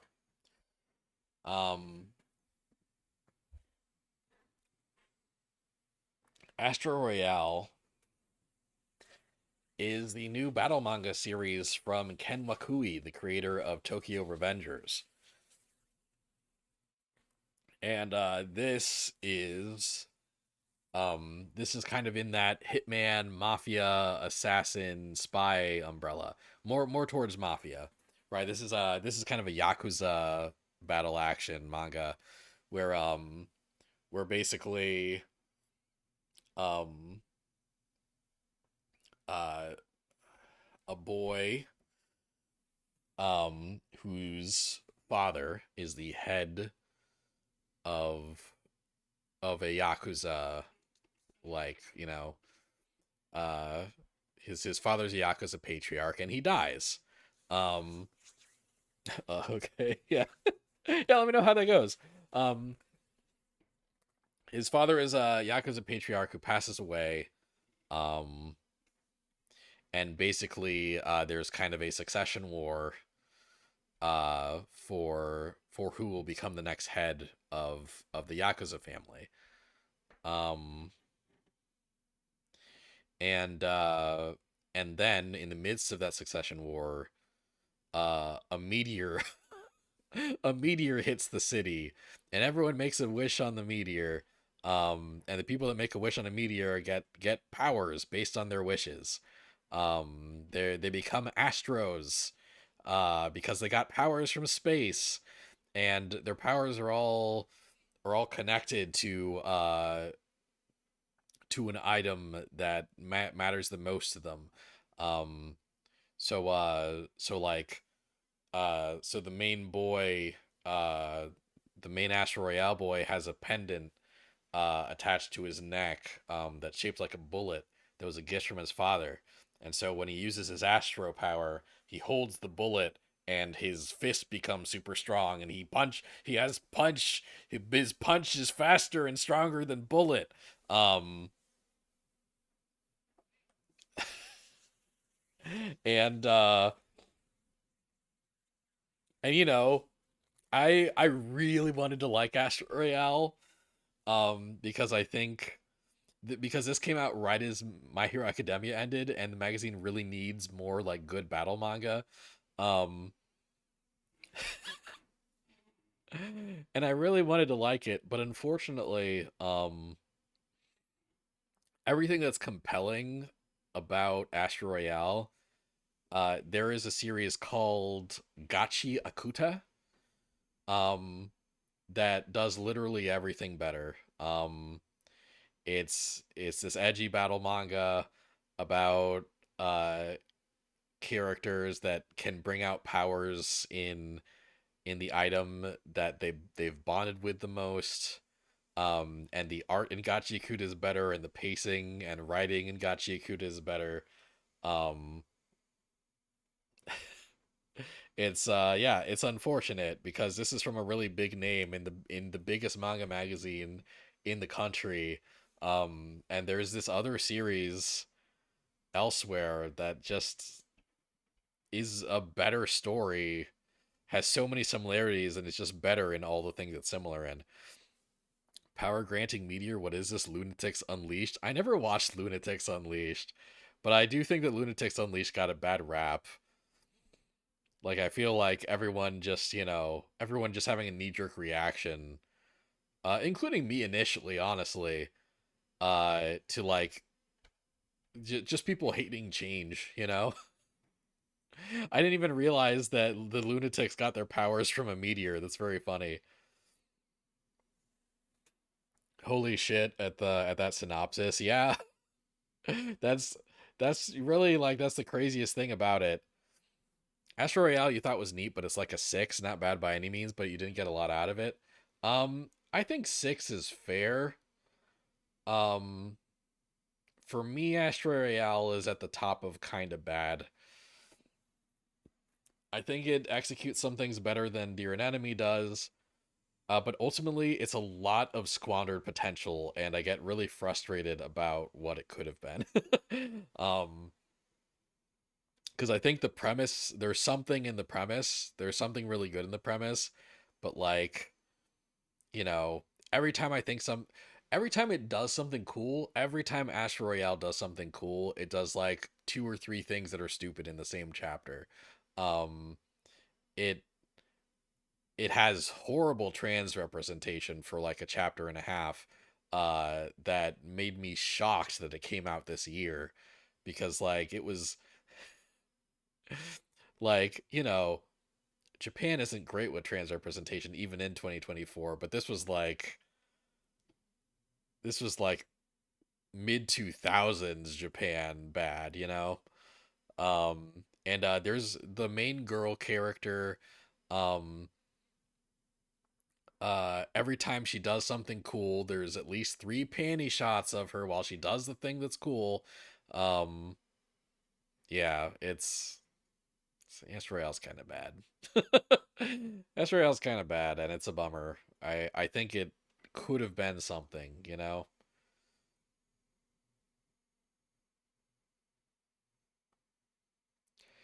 All right, up next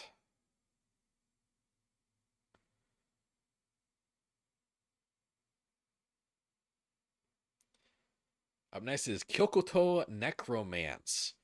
um Kyokoto Necromance is from the guy that did Aliens Area, which I really liked. I really liked Aliens Area. And unfortunately, Kyokoto Necromance um is a lot more generic of a story. It's a lot more typical. Basically, it's an exorcism manga. Um, each of the characters has kind of a ring with a spirit attached to it. And the spirits are basically their personas. They're basically stands. Um, and yeah, they fight they fight other they fight other bad spirits, and the boy's also looking for the person that killed his dad because his dad used to be an exorcist. um uh yeah, I don't know. The boy has a very cute grandma character, but she disappears. She stops showing up in the story almost immediately. The art's very cool. Some of the characters are very likable. um I think some of the power sets were cool. um and they were adding some elements that I really liked, and then it ended. And then they did the last arc, and then it ended.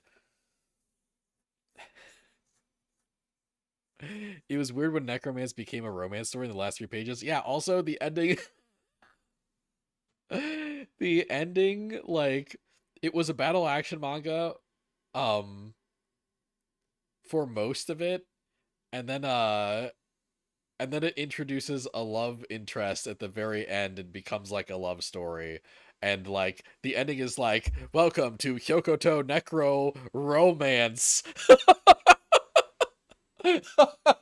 It's actually incredible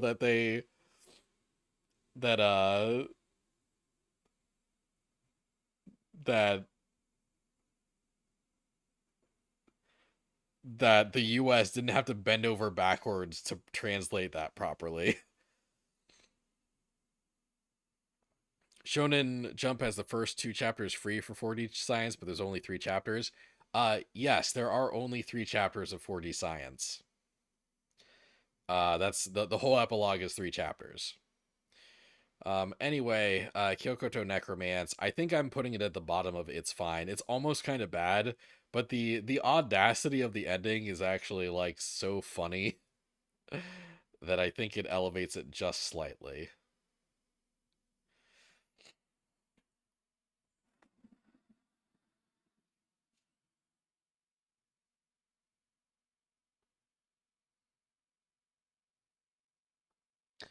Up next, I believe, is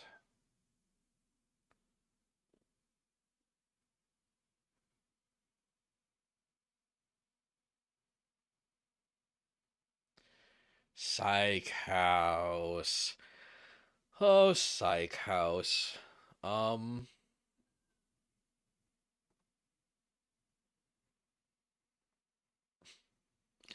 Psych House is a very cute slice of life manga. Uh, the main girl, the girl in the back of that image there, she's basically the protagonist. When I said the name, when I said Kyoko to Necromance, you just assumed that would be the twist. Well, after playing it straight for like 19 chapters, you stop assuming that. After the series is just a battle manga for like 18 chapters straight, and it doesn't pull out and it doesn't pull out the romance twists until the last few pages of the ending, you stop assuming that. Um so Psych House, yeah, the main girl. Oh, more Coco to Necroman stuff. You like the main guy and mentors dynamic? Me too. And you like the art? Me too. But it's an uphill battle making an Exorcist battle manga in general, and reading the first few chapters just made you think of other ones, like Yu Yu Hakusho and Bleach, etc. And those ones had better beginnings, in your opinion. Yeah, I agree. I agree. I think it's really hard to make an Exorcist manga that stands out. And Kyoko to Necromance was an Exorcist manga that was competent. It wasn't bad, um, but it didn't do anything unique or good, really. Um, I did some things that were good, but it didn't do anything that really helped it stand out.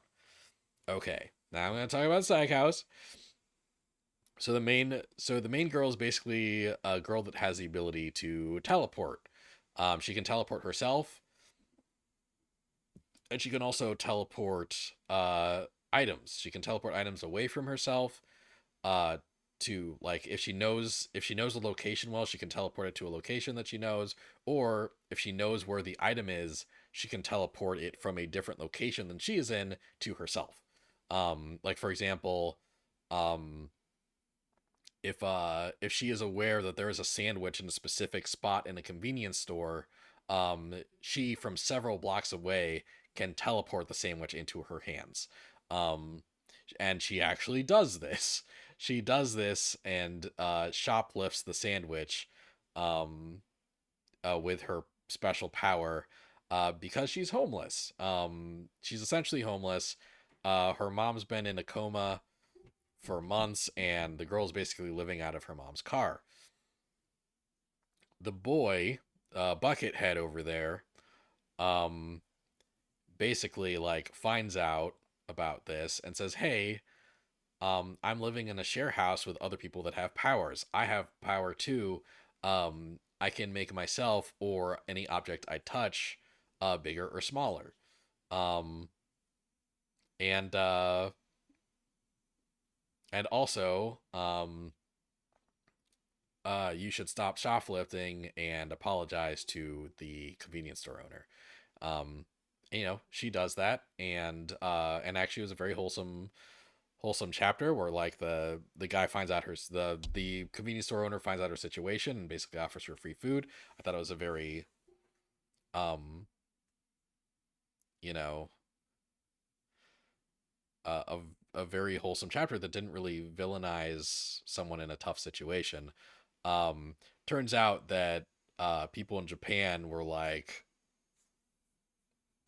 she shoplifted, that makes her irredeemable. And this is secondhand. I don't know if people were actually that extreme about it.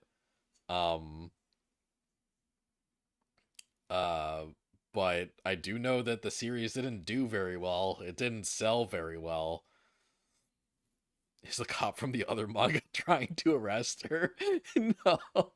No, no, I would have loved that crossover though. But anyway, after that point, she moves into the share house. You meet other characters with different powers. There's a little girl a little girl that's a genius, but that's not her power. Her power is that she can make duplicates of herself. She basically just has like shadow clone jutsu powers. And there's also a drunk woman in her 20s that has mind reading abilities. Um, and eventually just a talking Tanuki joins the party. Um, but yeah, it's basically just, slice of life adventures, just these people living together and using their powers to get into shenanigans. And it was very cute and very wholesome, and I loved it. I loved it. It was so cute and fun. And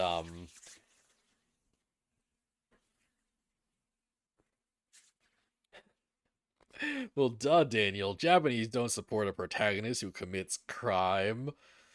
Is is I can't tell if you're being sincere or you're making a joke that the best-selling manga on the planet is about a pirate. It's about a boy that is just constantly breaking the law. Uh Bucket Kid reminds you of Zatch Bell. Oh yeah, he does look like Zatch Bell. So Psych House is Don to Don without the nudity. No, there's also nudity in Psych House.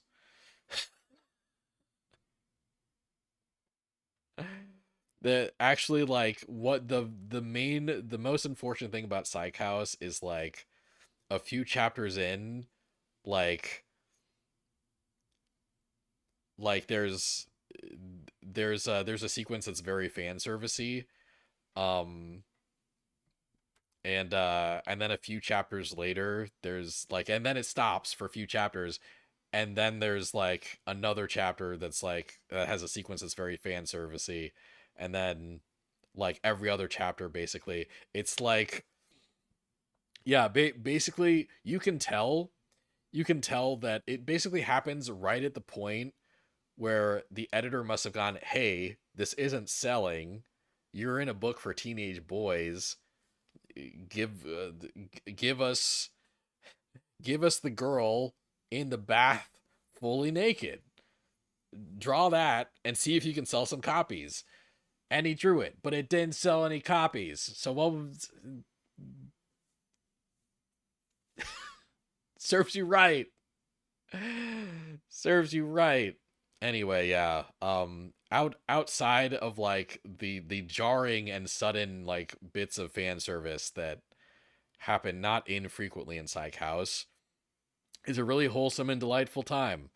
Um and uh and yeah, it's funny, I think I blocked out the fan service. I kind of forgot about it until you brought up that it's Don to Don without the nudity. No, there's nudity in this too. It's funny, I was gonna put in the good shit, but I think I'm gonna put in top of janky but enjoyable instead. Cause yeah, God, there's a lot about Psych House that just made my heart warm, you know? It was just very cute and fun. But yeah. The bucket head also does look like Satch Bell. I didn't make that connection before. Okay. What's next? What's next?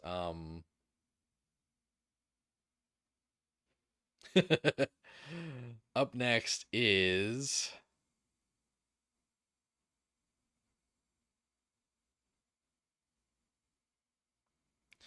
where do they do that considering all the Gooner audience is reading New Way's Exorcist? Yeah, apparently if you're Shueisha, you'll think that there's always room for more Gooners. Uh Up next is Yokai Buster Murakami, which has a cover that's way cooler than the series is. Yokai Buster Murakami is a gag manga. It's from the author of Protect Me Shugamaru, which was a series about uh like a boy protecting a rich high school girl from assassins. Um and it sucked. Protect Me Shugamaru sucked. Yokai Buster Murakami is better. It is a better series than Protect Me Shugamaru. Um, It's basically it's about this guy Murakami, and his best friend is an exorcist. Um, but his best friend is an exorcist that's afraid of ghosts and is bad at his job. Um, so Murakami will tag along to his buddy's exorcisms, and end up defeating the yokai, because they're exercising yokai specifically. Um, he will basically he basically defeats yokai by roasting them. He points out how stupid their concept is, and they get so discouraged that their spirit energy dwindles, and his friend is able to exorcise them. It's a goofy premise, and it's fairly funny. Like, like it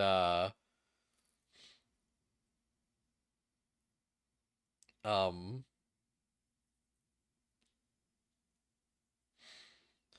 like, there's some funny bits. Obviously, like, it gets kind of repetitive.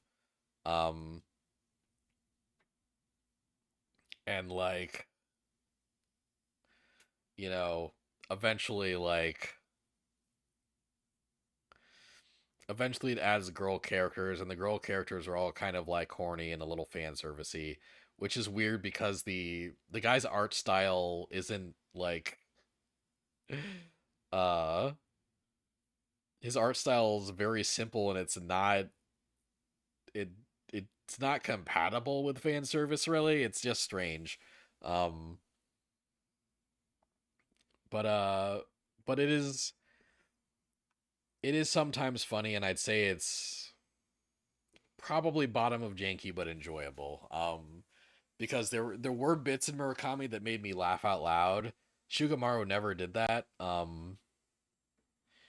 And yeah, there were some fun characters. There were some fun characters, some fun gags, but it was also very wordy, very dense, and it was kind of tiring to follow sometimes. But yeah, that's really all I got to say about Yokai Buster Murakami. The uh the cover being really detailed and really badass looking is its own joke, because the art style in the manga is way simpler than that. So that's another joke basically that the series is making, and I do think that is a meta joke is kind of funny. Ooh, up next is another fucking Exorcist manga. Actually, these two came out back to back. They came out within a week of each other. Ultimate Exorcist Kyoshi. Um, Now this is another one where the cover makes him look like badass and very serious, but this is an action comedy manga. Um, the joke is basically that the protagonist Kiyoshi is an incredible exorcist. He's super powerful. He wipes out he wipes out spirits and demons effortlessly. It's One Punch Man. It's One Punch Man with exorcisms. Um the difference is the kind of character that Kiyoshi is, right? Um like, because Kiyoshi basically, his thing is that he's incredibly powerful, but he suffers from extreme social anxiety. He gets really nervous dealing with people. He just wants to be like cool, and he doesn't really realize that him being this badass incredible person means he is kind of cool automatically. um Another Exorcist manga. Geez, Japan really needs a Ghostbusters branch over there. Yeah, I like, there were almost no exorcism manga in the magazine besides Jujutsu Kaisen, and any manga that they put in there like did badly. So Shueisha gave up, like Shonen Jump gave up on adding exorcism manga for a bit. But then New A's Exorcist did really well, and they're like, "Oh, people still want exorcism stories, and we better put a bunch in there since Jujutsu Kaisen is ending." So like, yeah, I damn, how many Exorcism manga are currently running actually? Um we've got it's funny, none of the Exorcism manga are top tier for me. None of them are the good shit for me. Um Exorcism, one, but this ended. It's not currently running. This ended. This ended. This ended. This is also kind of Exorcism manga. This ended. Um, and then yeah, and then New Way's Exorcist is okay. So actually, yeah, there's only there is now only a couple of Exorcism manga running in the magazine again. New Way's Exorcist and Ultimate Exorcist Kyoshi. New Way's Exorcist is bad. Ultimate Exorcist Kyoshi is actually the good shit. It's very funny, very charming. The characters are very likable. Um, it's very wholesome, and the art is like the art reminds me of Soul Eater in like a way that's like really pleasing and nostalgic. It's drawn like a mid 2000s manga, but in a good way, where New Way's Exorcist is drawn like a mid 2000s manga in a bad way. And also all of all of Kiyoshi's powers are like references to Western films. Like his signature move is called Moonrise Kingdom. Yeah, it's fun. It's cool. As Exorcism manga go, Ultimate Exorcist Kiyoshi is a very like is a surprisingly fun and wholesome time. The like basically it kind of bucks the trope because like it's an Exorcist manga, but like uh the first chapter is Kiyoshi befriending a demon and realizing that not all demons are bad. Um so so it's kind of him in a community of people that are exercising with impunity, um and him kind of siding with the demons sometimes. Like, because he realizes that some demons are evil and some demons are kind of just in a system that they're stuck in. Anyway, it's not Ultimate Exorcist Kyoshi is not even that deep of an experience, but I like it. It's yeah, it's good shit. It is it is good shit. Okay, up next is Himaten. Himaten is a new romance comedy manga about a boy that that has a side job as a house cleaner. He's very good at house cleaning. Um and then a girl enters his class that is basically like a fashion idol. She is a she is a high school celebrity that has her own brand of like makeup and like, and like accessories that's really blown up, and she's very trendy and popular and fashionable.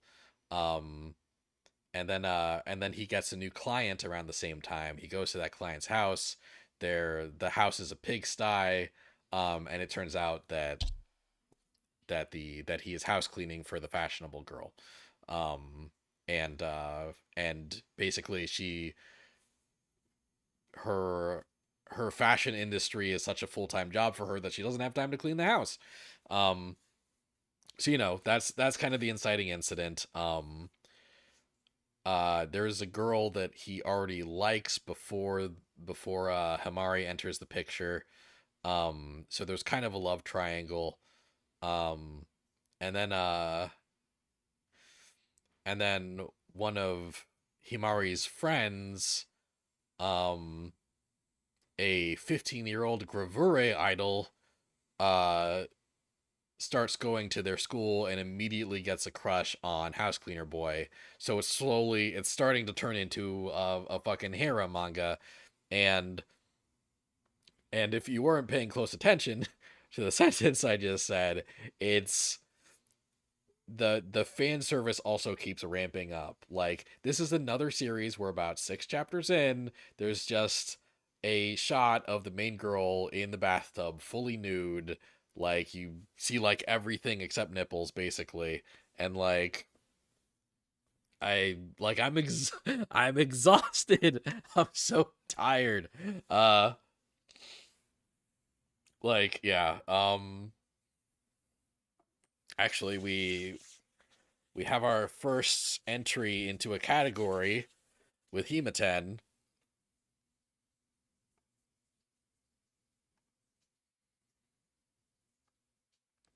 Because Hematen is going into verge of dropping. Uh it's,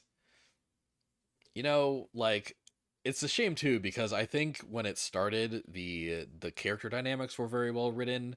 Um like uh like the dialogue was very charming, the characters were fun, but like, yeah, the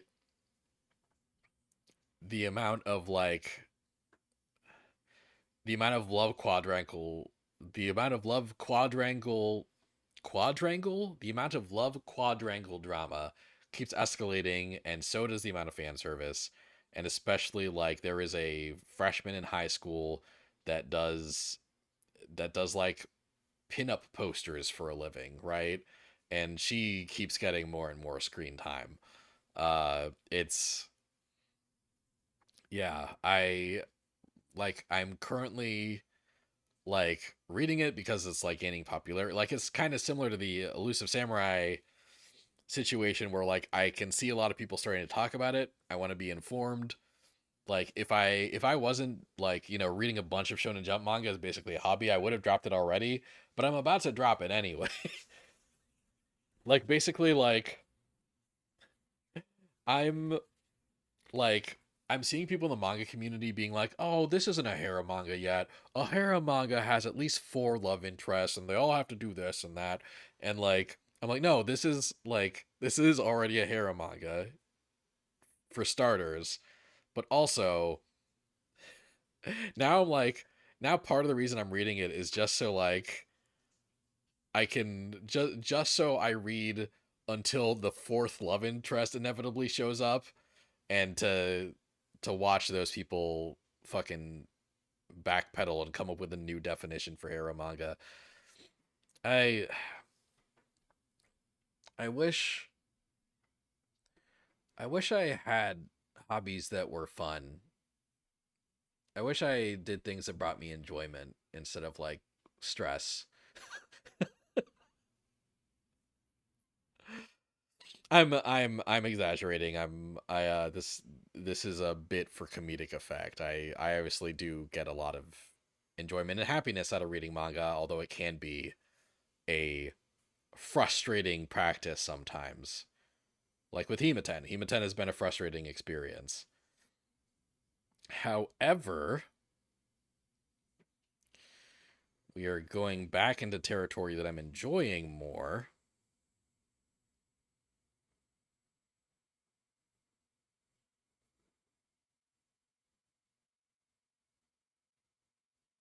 with Ichi the Witch. Ichi the Witch. So Ichi the Witch is a series about a boy. Ichi the Witch is yeah, it's basically takes place in a world filled with witches, right? These amazing women with supreme magical abilities, that use their magical abilities to like help the people and do all these wonderful things. Um, and in this world, basically only women can wield magical power. Um, the and they wield magical power by basically hunting these creatures called magics. Uh, these beasts filled with magical energy that, when defeated, their energy is absorbed into the witches and adds to their power. Um, at the beginning of Ichi the Witch, this boy, this feral boy, who basically just like um hunts. He just hunts creatures in the woods, and like uses them to supply food to the nearby village. Um, basically uses his hunting expertise to accidentally and inadvertently absorb one of the most powerful magics in the world. So suddenly, Ichi accidentally becomes an incredibly potent witch, and the Council of Witches has to decide what to do with him. And I was I was skeptical about this premise initially, because like I don't know, it feels very like 2000s. It doesn't really feel like a 2020 story. But I decided to give it a chance anyway because the artist is Shiro Uzasaki, who did Act Age um, uh, before the writer became a pervert criminal. Um, and the writer of this, the writer of Ichi the Witch, is the writer and artist of Welcome to Demon School Iroha-kun, which is a delight. That series is a delight. I love reading it. So I decided to give Ichi the Witch a chance. And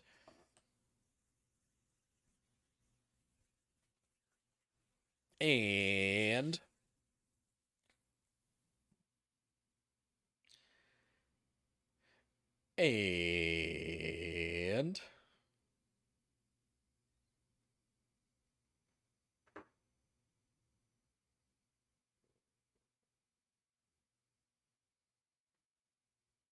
and it's the good shit. It's a delight. It's a wonderful time. I have a whole lot of fun. I have a whole lot of fun reading Ichi the Witch. It's very cute and it's very charming and it's very funny. The art is great. Uh, Ichi has great character dynamics with the main witches that he interacts with, and this bitch here, Descaris, is one of the best character designs I've ever seen in a manga. I love her so much, and she's just this sassy bitch. She's just super sassy and does not want to be accompanying Ichi on his adventure at all, and I love her and she's great. Um yeah. Yeah, it's Ichi the Witch is absolutely the good shit. Having a lot of fun with it. It's still early days for Ichi the Witch. We're only like I think we're less than 20 chapters into it so far, but it's fun and it's setting up like ingredient like it's very slowly kind of setting up story elements and stuff. It's really taking its time with stuff in a way that I feel like we could get a lot of very satisfying payoff by the time it cashes in all the things it's setting up. Yeah, I like Ichi the Witch a lot. Cool. We've only got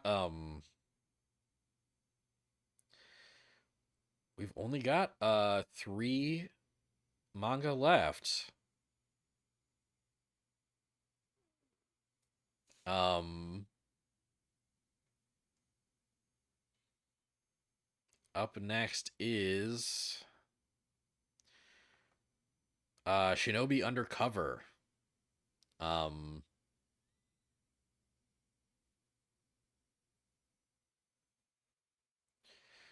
which for the first time in a while I think is a ninja manga. But basically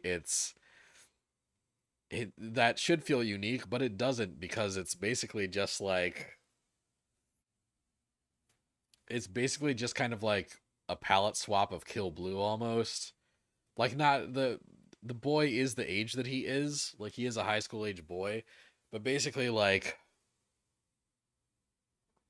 uh the main character is a boy that is one of the best ninja ever. In kind of a modern day Japan setting. In this setting ninja are basically like, they are they're recruited on missions and basically they operate in hiding. That's their main thing. They blend into regular society and um do their ninja stuff in secret. And the ninja boy is bad at blending into society. He has a lot of social anxiety, and he gets really stressed out about interacting with people. So much to his chagrin, he's given the mission of uh being the bodyguard for a girl um attending the school while basically masquerading as her friend. And there's a couple of other ninja retainers that are also tasked with that. Um, and you know, so basically, it has a lot of the same things that Kill Blue has going on. Um, like, the main guy in Kill Blue is an assassin who's infiltrating a school and can't let anyone else at the school know that he's an assassin. Uh, but is but befriends a girl and protects her, but he can't get too close to her because she'll find out that he's an assassin. Like, yeah, it's that with ninjas, with non-lethal ninjas, I think. Um, but it feels a lot like Kill Blue again in different ways. It's not exactly the same. Also, this is from the writer and artist duo that did Candy Flurry, which I had a really great time with when that came out. Candy Flurry was a battle manga about people with candy themed powers, and I liked it a lot, but it got canceled. And I think Shinobi Undercover is going to get canceled too. Um,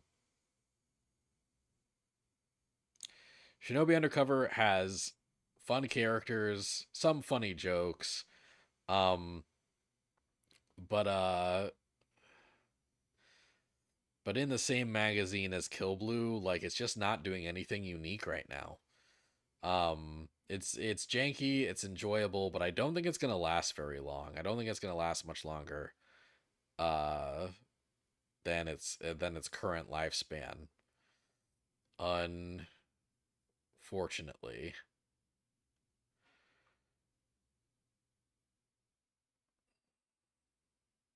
Um okay, almost done. The next to last series we're covering on this tier list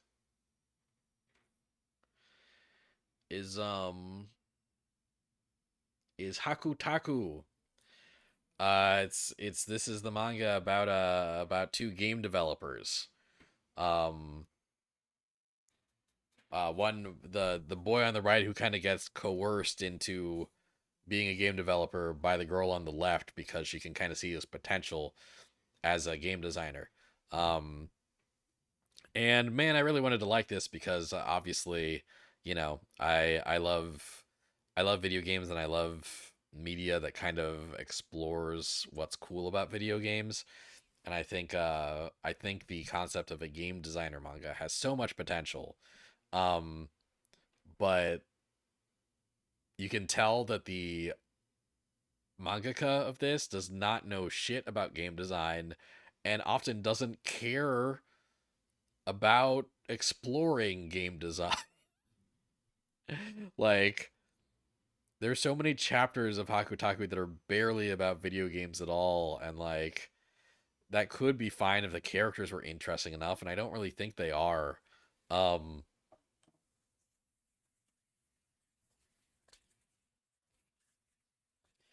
like, yeah, I really, really want to like HakuTaku. I like the premise a lot, but I think I'm realizing that the premise is all that I like. I think Dear and Enemy might have been better. Dear and Enemy at least was like sticking to its themes and you could tell that the author wanted to be in that universe. HakuTaku,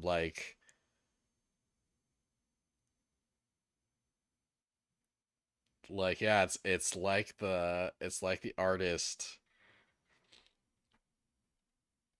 is like whenever they cover game design stuff in the story, it's like they're dragged kicking and screaming into the writer's booth. I don't know. Yeah. Uh yeah, I don't think I like it. It kind of sucks. Kind of sucks and I'm bummed about that. But the last series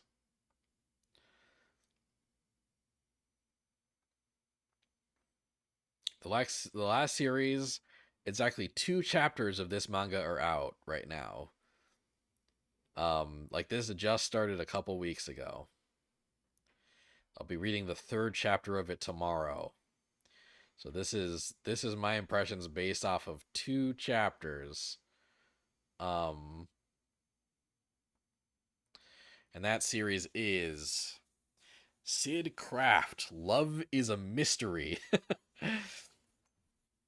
Sid Craft, Love is a Mystery, as you can probably tell, is a kind of romantic comedy manga about uh it's about a detective. It's about a master detective, basically like Sherlock Holmes level, um, who really wishes that he didn't have to be a master detective.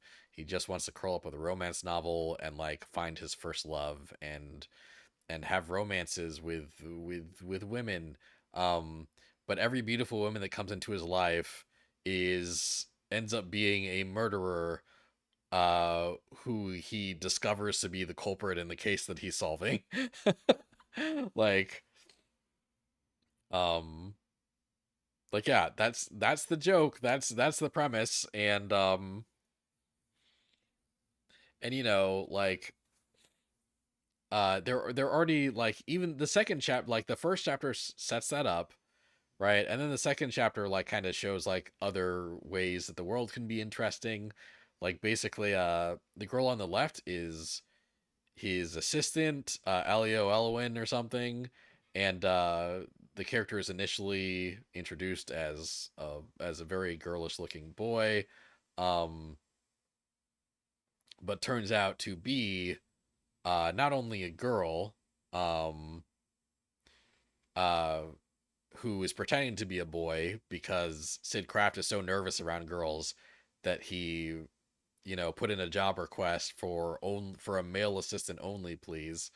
Um, Not only is she actually a girl, masquerading as a boy, but she's also the author of the romance novels that Sid Kraft loves reading. And then on the right is a detective. Oh yeah, by the way, this takes place in England. This takes place in like anime England.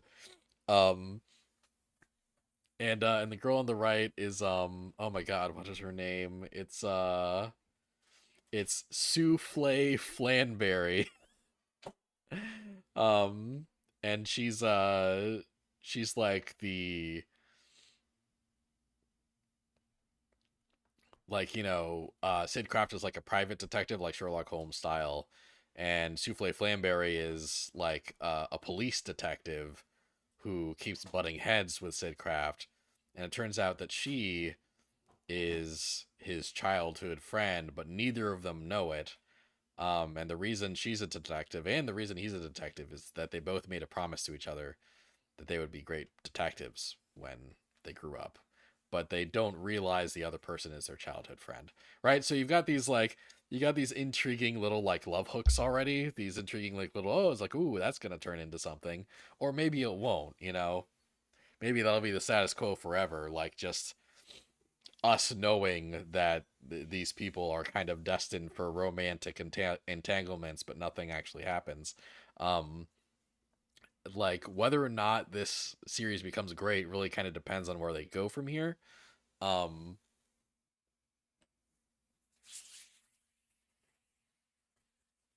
but uh,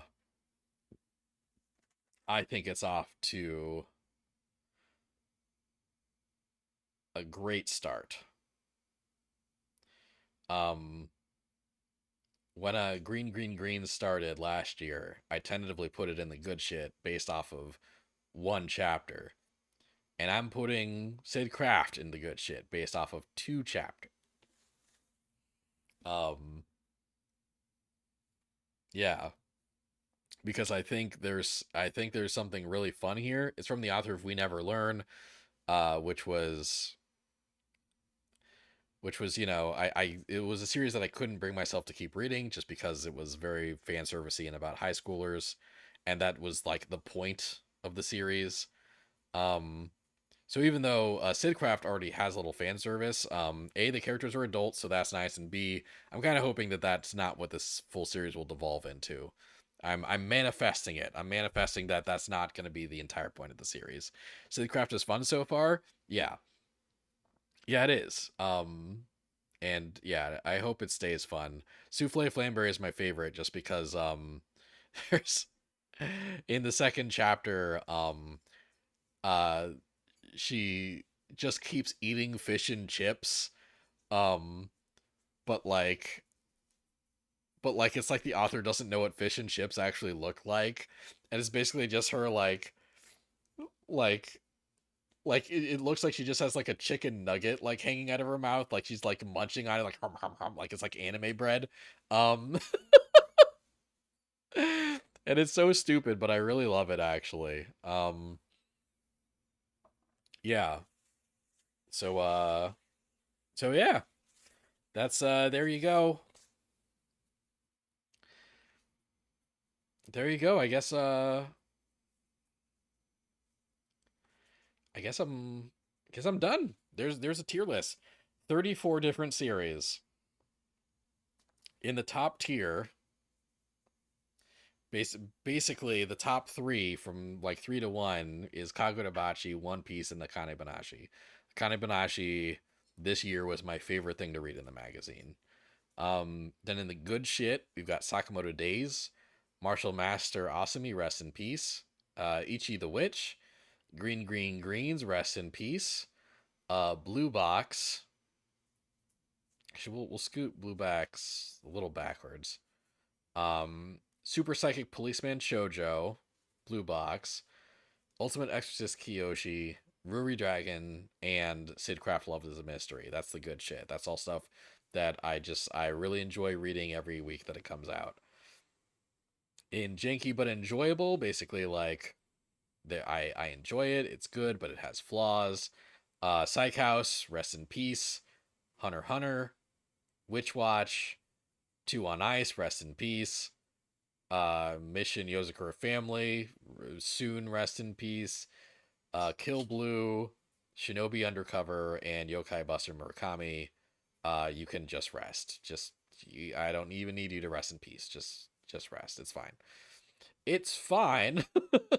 The It's Fine category is Jujutsu Kaisen, rest in peace.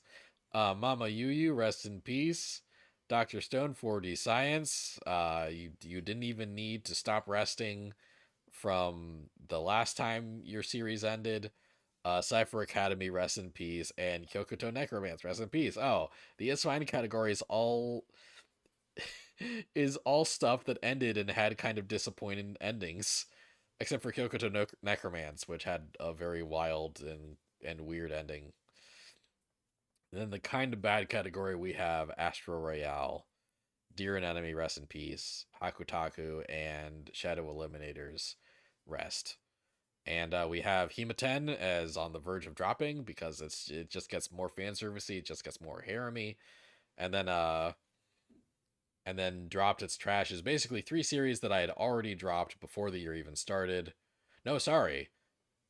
2 series that I dropped before the year even started in Undead Unluck and me and Roboco.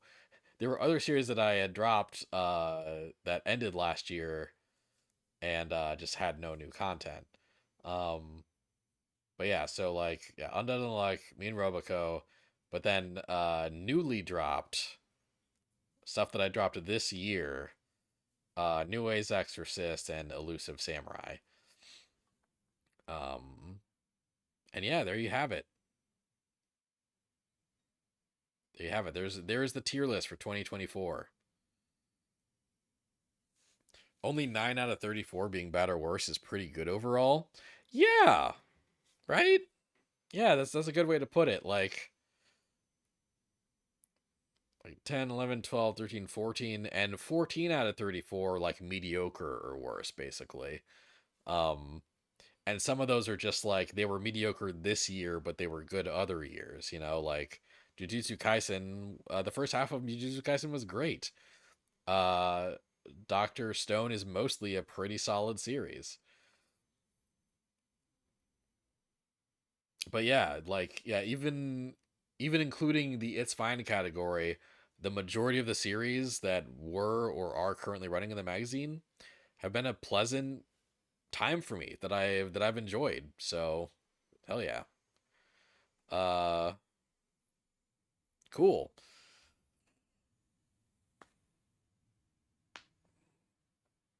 Um,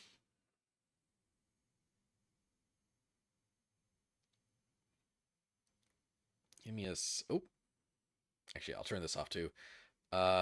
Give me a second here. You're gonna read Undead Unluck as people whose opinions you trust say it's fantastic and it's ending soon, so you're curious to see what it's about. I I get where you're coming from on that. You know, I see an increasing amount of people saying, it's like, hey, after the first couple volumes, it just gets really good and the gross stuff about it stops. Um, but like the first time I heard that, the first time I heard it, someone was like, "Oh yeah, like it's good by the end of the first volume," and then it wasn't.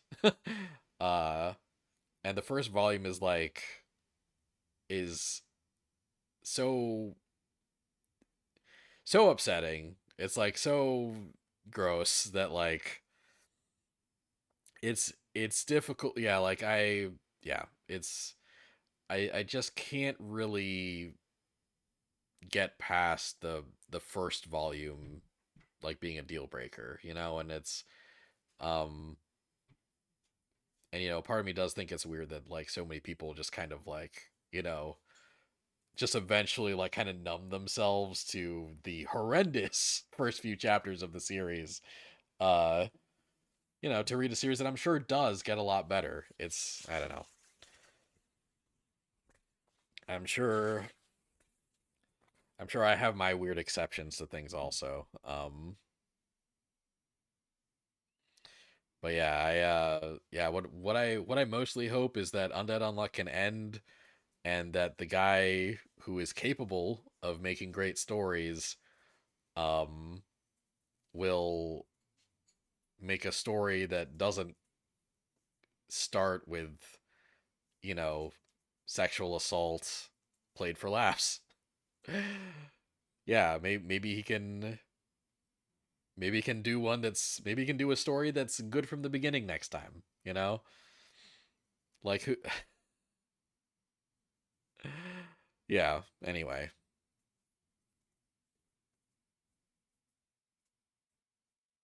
Um one sec.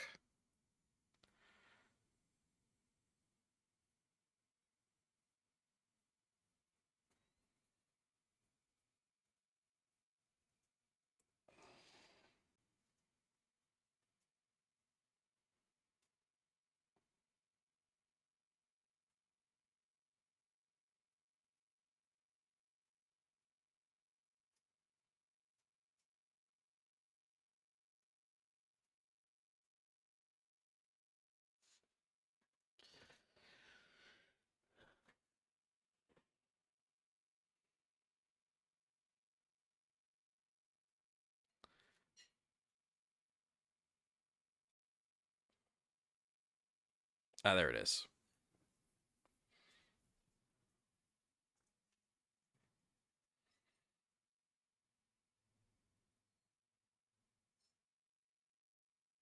You're gonna finish JJK to see if the ending is as bad as people say as you got halfway through the culling games and you like what you read. Well, yeah, like you really like the densest and like most like you really like the most recent arc of Hunter x Hunter, which I feel like a lot of people also have an issue with because it's really dense and it's kind of a chore to get through. Um, so maybe you'll find something of value in kind of the denser, uh more like yeah, more just like really wordy and and dense chapters of Jujutsu Kaisen. Maybe those are for you. Maybe those will be for you.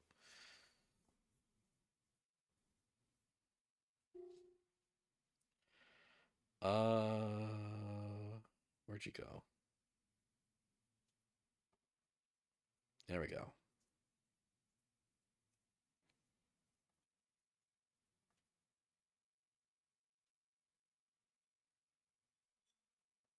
All right, so let's see how I did last year. These are my Shonen Jump 2024 predictions. So I thought that My Hero Academia was going to end in Q3 2024. It ended like Q3 or Q4. It ended closer to the end of the year. I thought that Jujutsu Kaisen would end sometime in 2024. I was right. I thought that Martial Master Asami would unfortunately end in the first half of 2024. I was right. I thought Two on Ice would end early 2024. I thought MamaYuyu and Greens would end sometime this year. And I was right about all that. Good job, me. Continuations. I predicted that Sakamoto Days and Witch Watch would get anime announcements. I was right. And then I predicted that all three of these series would survive. I was right. Cool. Good, doing good so far. This is where stuff gets bad, I think. Then I said, then I predicted some veterans that would return with a new series. I said that Kiharu Gotoge and Hiroshi Furudate from Haikyuu and Gotoge from Demon Slayer said they would not return until 2025 at the earliest. They certainly haven't returned yet. Or rather, I said Demon Slayer wouldn't return until 2025 at the earliest. Furudate of Haikyuu would return in 2025 with a series that is not sports. Yeah, sitting at the end of 2024, I have less faith in this. But I did say that Shiro Usasaki, the artist of ACAGE, would come back this year. I predicted that she'd be paired with the writer of Promise Neverland, and that was wrong. However, the writer of Promise Neverland is actually teaming up with the artist of an Axe series called Stealth Symphony to release a one shot next week, I think. So like the Promised Neverland writer is coming back.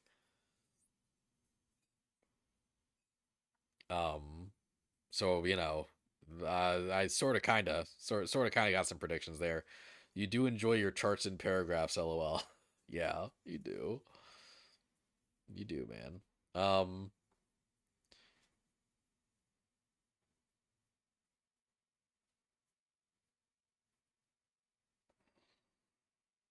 I predicted that the author of Gintama and the author of Yuna and the Haunted Hot Springs would come back with new series in 2024. That was wrong. Those were just both wrong. I said that Kentaro Fukuda of Double Taisei and Yuki Kawaguchi of Red Hood would both come back with new series. Nope. Neither of them did. They're nowhere to be seen. Ooh, and then my specific manga predictions. At least 3 more Hitman / Assassin / Mafia related manga. Um, damn, I really shouldn't have closed that tier maker window. Um,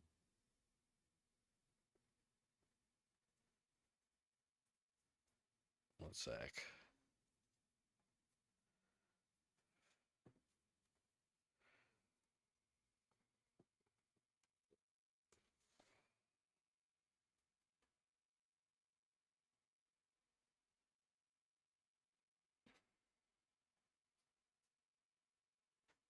The Gintama guy hadn't really done anything since Gintama ended in 2019. Yeah, that's precisely why I thought he'd come back.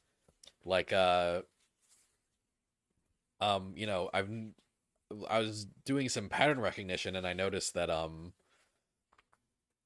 that usually when a veteran, when the author of a successful manga finishes their successful manga, they come back about 5 years later to Shonen Jump with another series.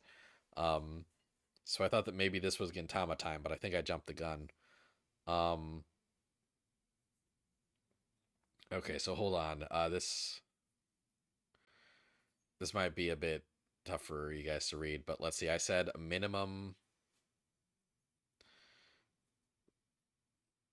at least 3 more Hitman Assassin Mafia related manga in 2024.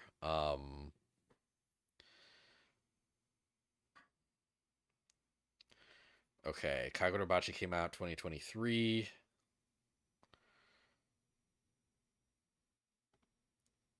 Hitman Assassin Mafia. Hitman Assassin Mafia. Hitman Assassin Mafia.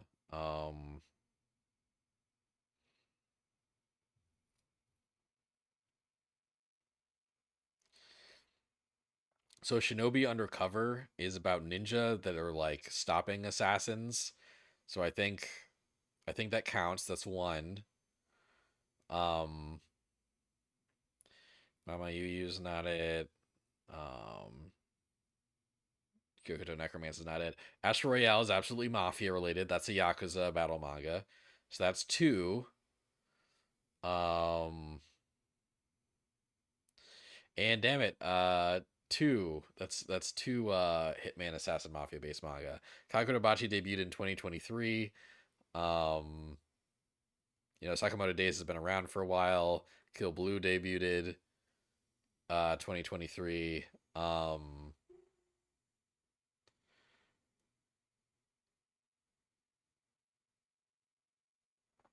Damn, yeah. Two two more series, Close but No Cigar. Oh my god. A battle manga that involves video games or gamers. I was so close with HakuTaku. We did get a video game slash gamer manga, but it's not really a battle. If and a sports manga about competing in variety shows. That was an absolute whiff. Um it was an absolute whiff, but I thought something weird like that might come out. Um really like the combination like a combination of these two ended up being true. um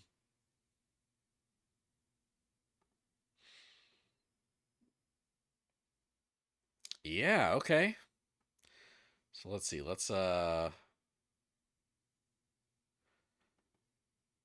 There we go. Call it that. Let's make a copy.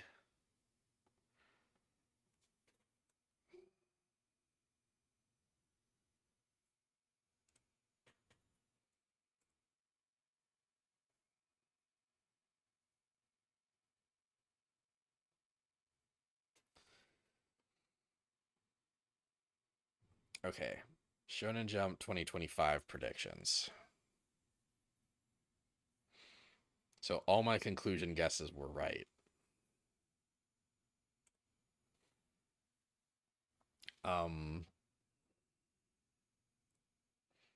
so first off, Mission Yozakura Family I think will end by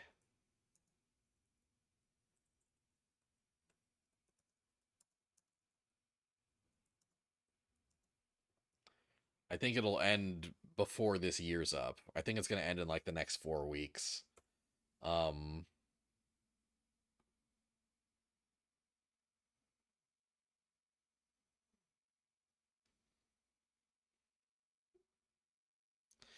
and then what else? Let's see. I think Akane-banashi's staying. I think One Piece is obviously staying. Like the magazine might end before One Piece does. Kagurabachi I think is sticking around for a good year at least, 2026 for sure. Um I could see Sakamoto Days ending like near the end of next year if it doesn't get a sales boost from the anime that's coming out. Like if the anime performs poorly, I could see this getting rushed towards a conclusion.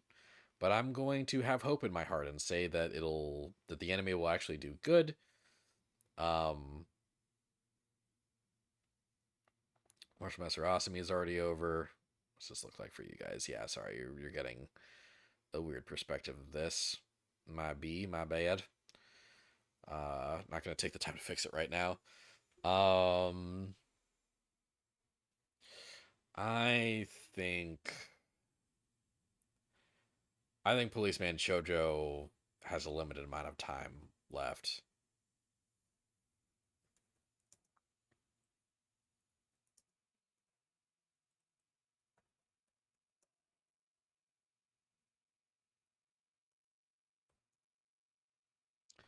First half 2025.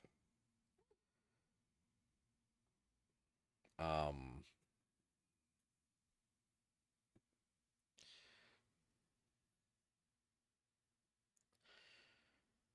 I think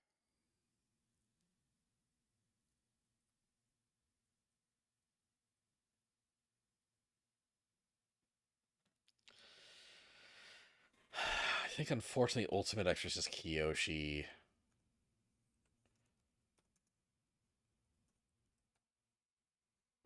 will kind of run out of juice and not really stick around too long. I really want it to, but I don't really see it in the cards.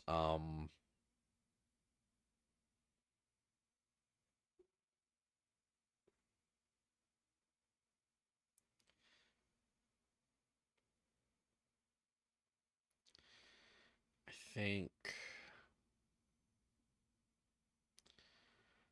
um I think Kill Blue is kind of like sales of Kill Blue are sort of starting to trend downward,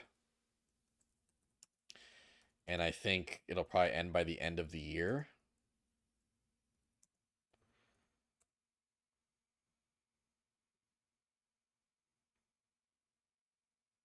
Oh yeah, also Undead Unluck is like in its climax right now. It's probably ending like early next year. And by first half 2025, that could include December. That could include, you know, the beginning of the publication year, basically. Um,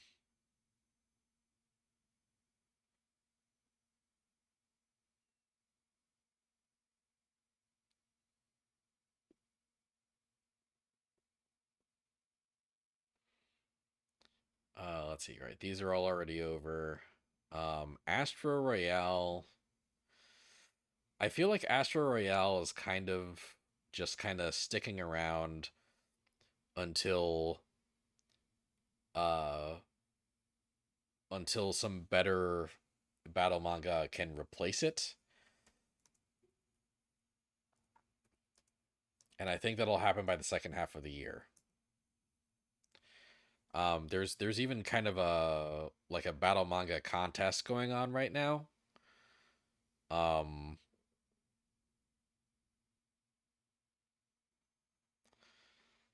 and so maybe the winner of that will kind of make a splash. Oh yeah, HakuTaku is ending like almost immediately. Yeah, HakuTaku is ending so fast.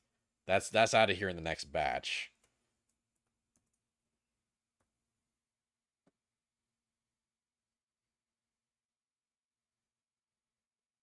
Um, I feel like Hematen's probably gonna like have a longer life than I'd like, TBH. Um,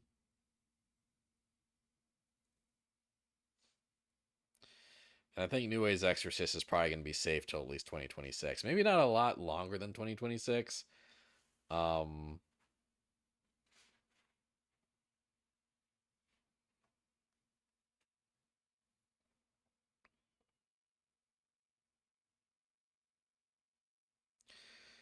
but yeah, so continuations. New Way's Exorcist survives. Hematen survives.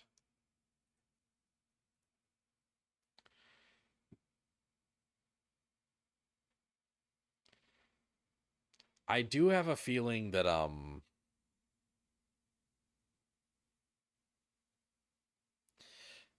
I like Sid Craft. I do have a feeling that it's not going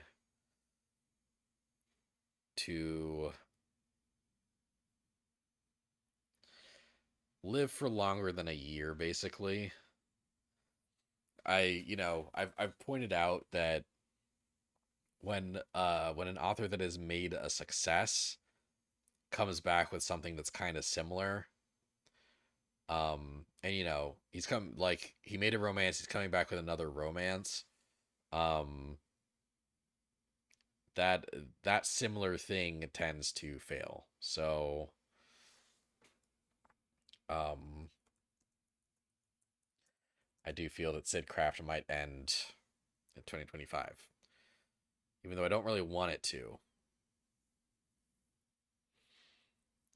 Um,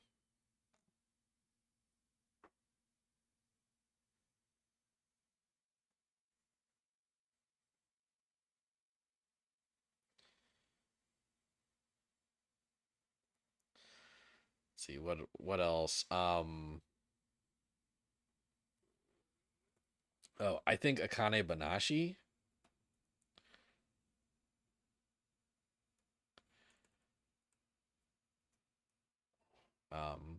How did I word that? Right, yeah, Akane-banashi will get an anime announcement.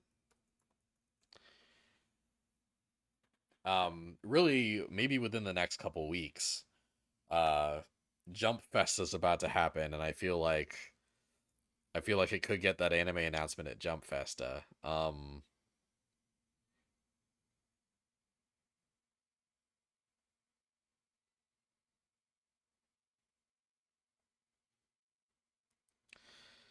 What else am I?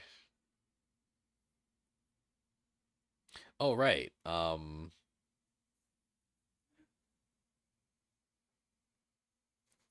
Right. Ichi the Witch, I think, is gonna live throughout 2025. I think eventually Ichi the Witch is getting an anime announcement, but uh, but I think it's good till 2026 at the very least.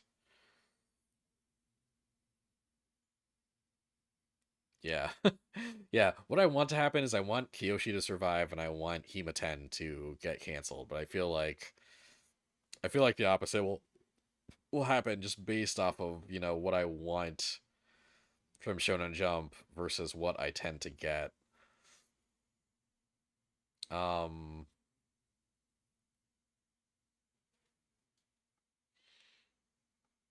and that's like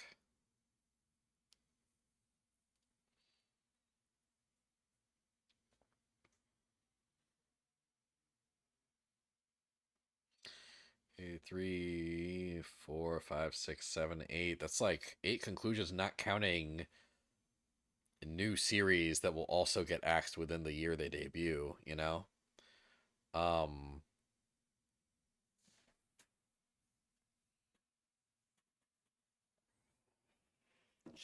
so I wonder if like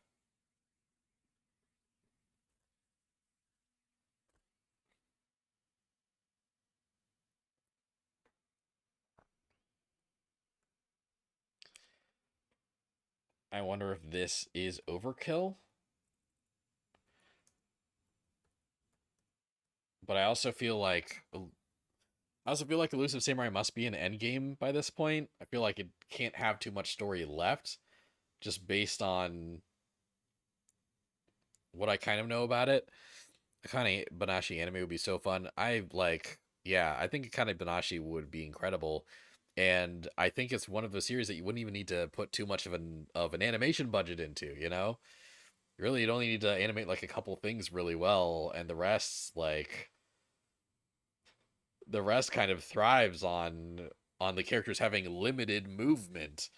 That's perfect for an anime.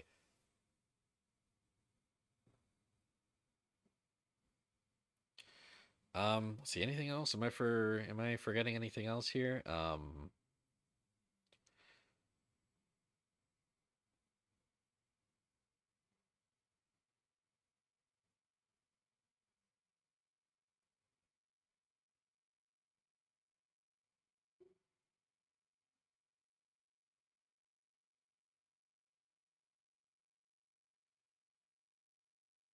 Yeah, because Blue Box has already got an anime. RuriDragon doesn't have enough content to get an anime for at least a couple more years, probably. Um, a lot of these series haven't really been around long enough to get anime announcements. the ones that haven't already gotten anime announcements haven't really been around long enough to get anime announcements.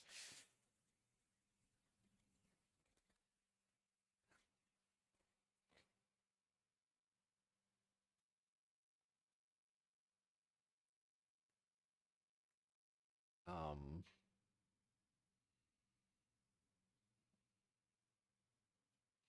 okay, yeah, so I think that's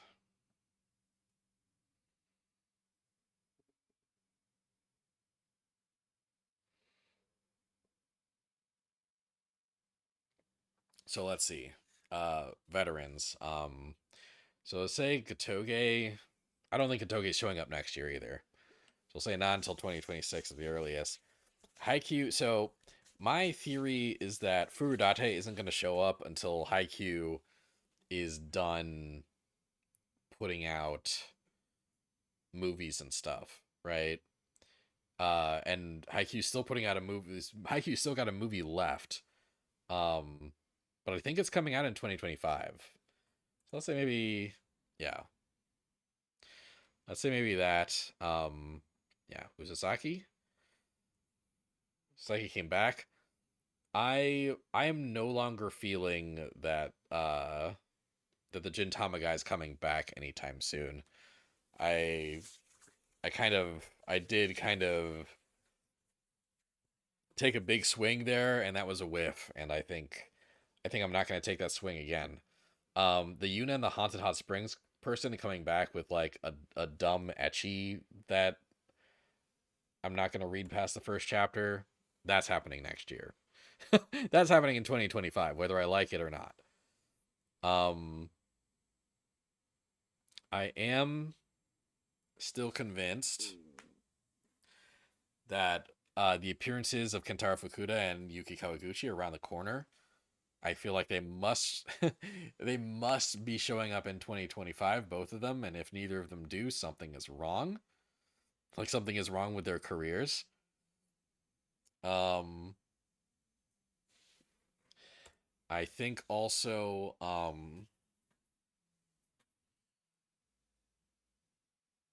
ooh, I forget his name.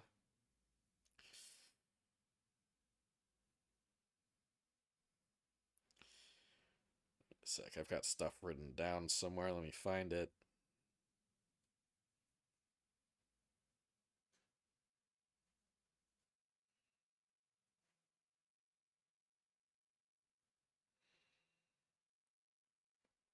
Oh yeah.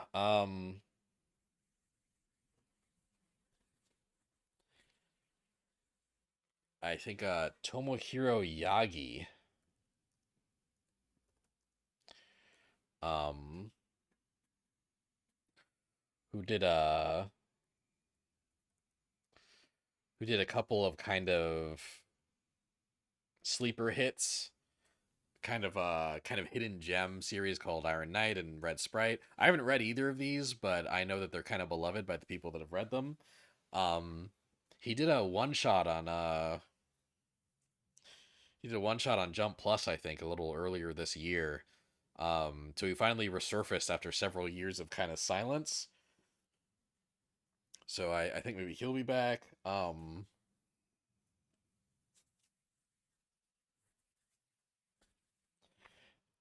I think Togo Goto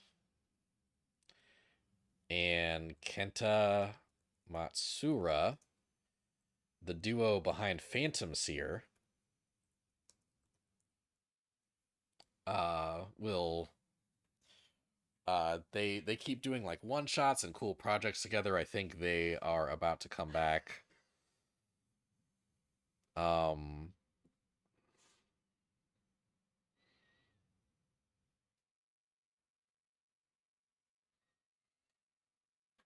and Give me a second. I'm gonna take a quick peek at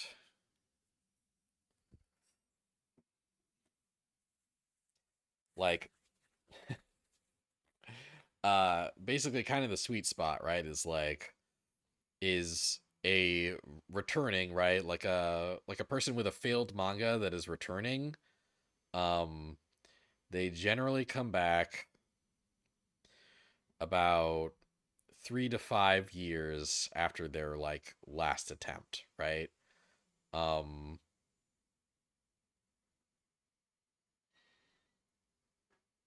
so let's hop over to list of series run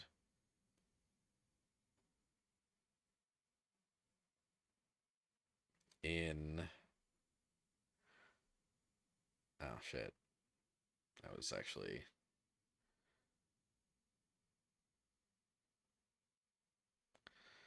um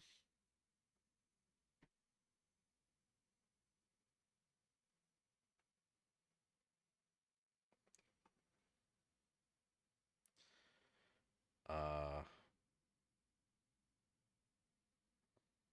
yeah, if I realign this, then I'll be messed up on the other page. So let's see, list of series run in Weekly Shonen Jump. Basically we're looking at cancellations from 2022 and back. I don't think the Fabricant 100 person will be back just yet, but I think that's inevitable. Um, I could see the Ginken Luna person coming back. I could see the Tokyo Demon Bride story person coming back. Um, Maybe the super smartphone people. Um,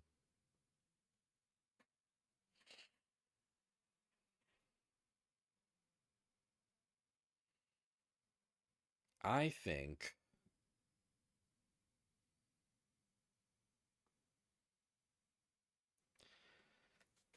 think Gen Osuka, writer of Golem Hearts.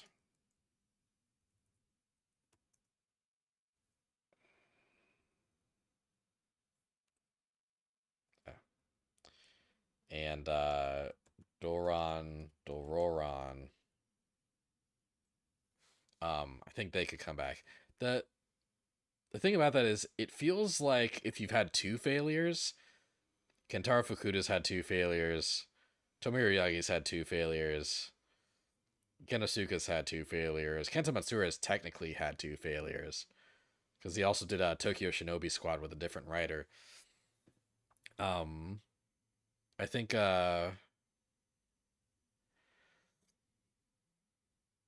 like if you've had two failures, it seems like you take even longer to come back because your third failure is your last one. Three strikes, you're out. Um,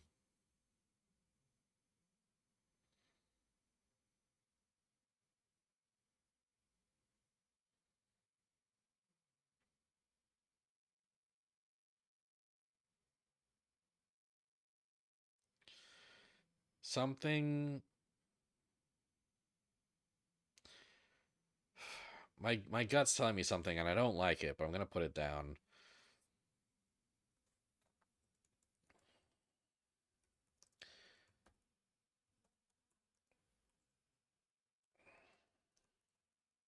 Something tells me that Atsushi Nakamura, the writer of Eight Gravity Boys, might come back.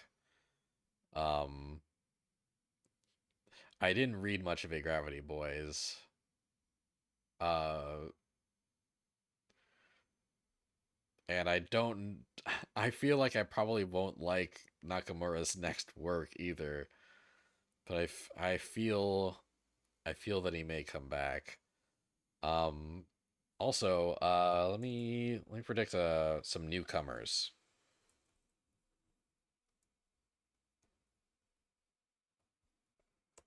Um,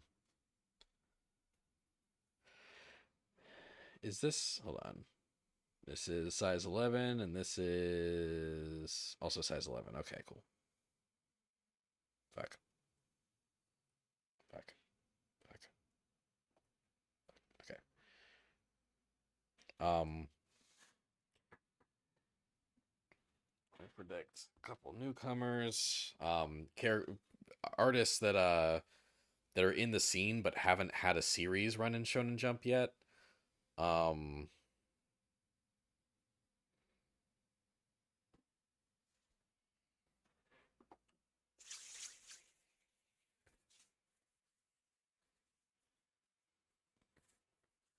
I think I think we'll see Natsuki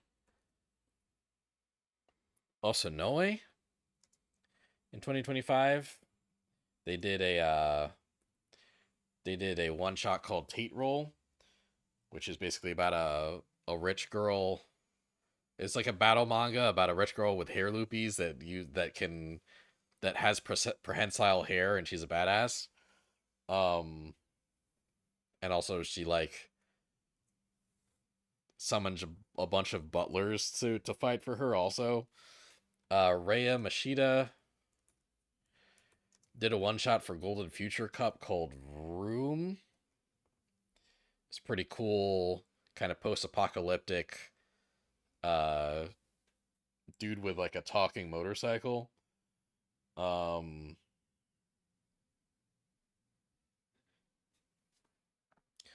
and kind of my dark horse pick is Ryosuke Momota, who published an award-winning manga called Kakuremi um a few months back. And not a few years back.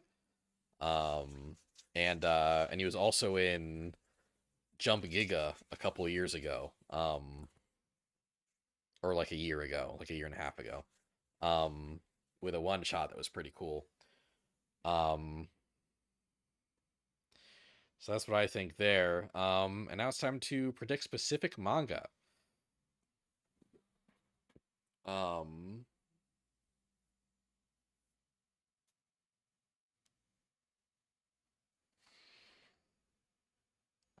at least two new battle manga that initially sell well.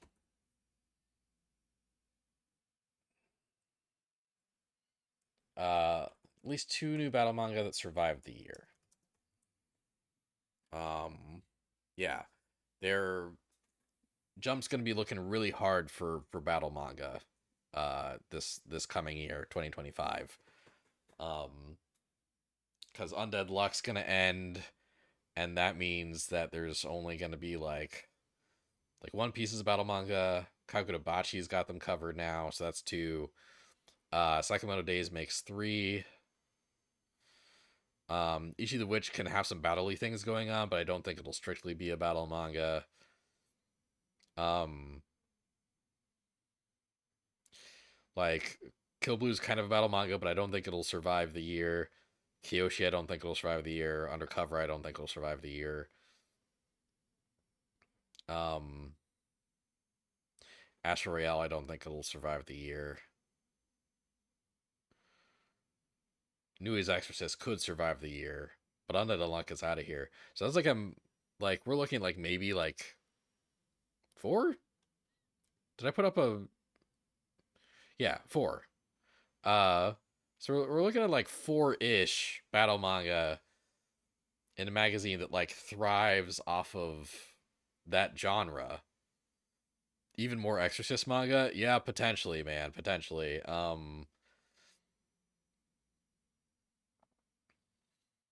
Ooh, you know what?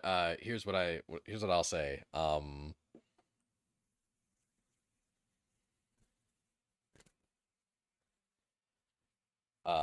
Here's how I'll put it. This here's my wishful thinking prediction. An Exorcist manga that does better than New A's and replaces it. uh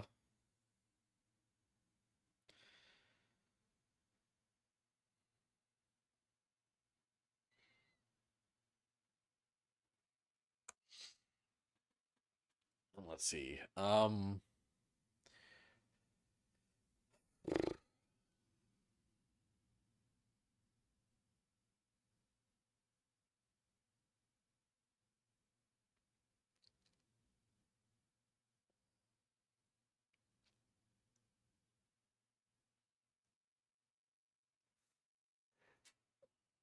And I think a manga will debut that revolves around a weird hobby. but I'm not sure what.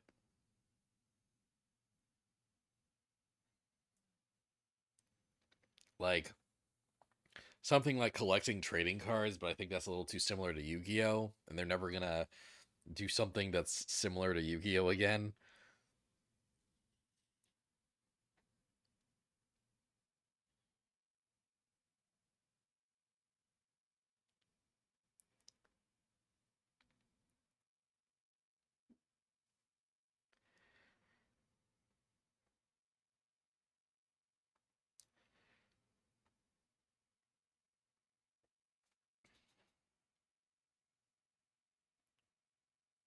Um,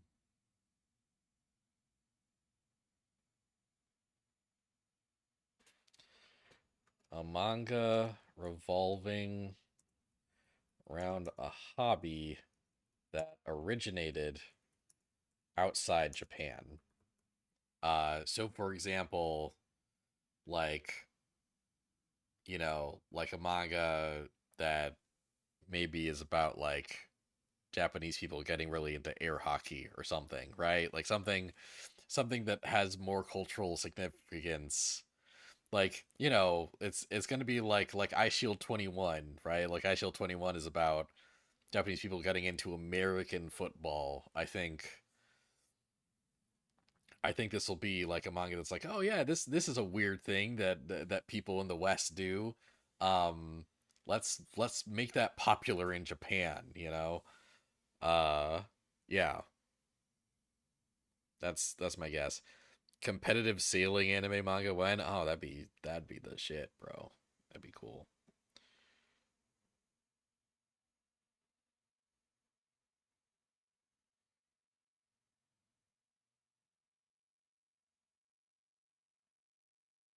Um, roller derby manga. Okay, cool. I'm out of ideas. Um,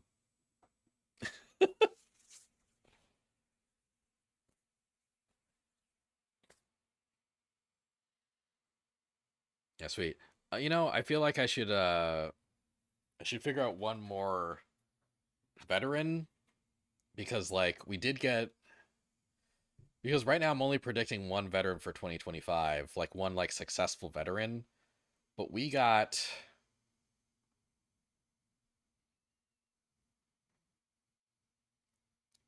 it we got like if Shiro Uzusaki counts as a successful veteran, and I mean not originating in this magazine, but the Aroha Kun, like Welcome to Demon School author is definitely a successful veteran. Oh yeah, I wonder if I should think of a successful manga author from another magazine that would get poached. Um, yeah, ooh, I got to think about that for a sec. Oh right.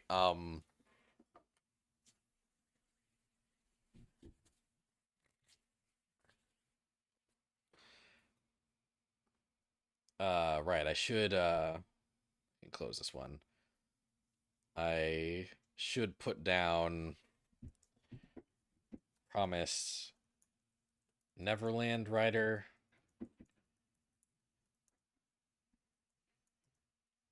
with a new artist 2025.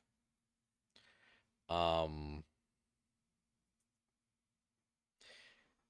yeah, because Ichi the Witch, Sid Craft, that's the We Never Learn person, returning success. Um, Policeman Chojo was Shun Numa, which that person did Samon the Summoner, which was like a quasi success. Um, Kill Blue was 2023, but that was a returning success. Uh, oh right, Astro Royale was another uh poached successful artist. Um,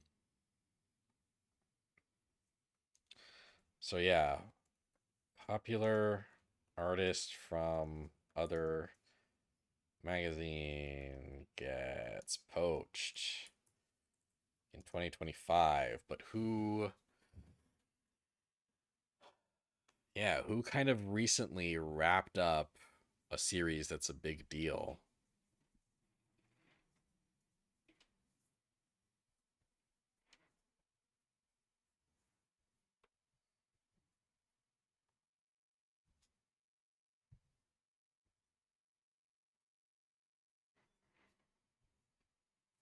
I want to predict a specific person. Um,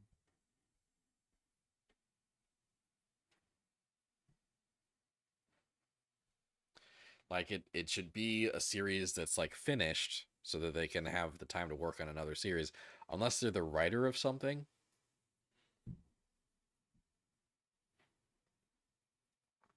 It'd be funny to say the Shaman King person comes back to Shueisha, but I think that's a little too crazy of a prediction.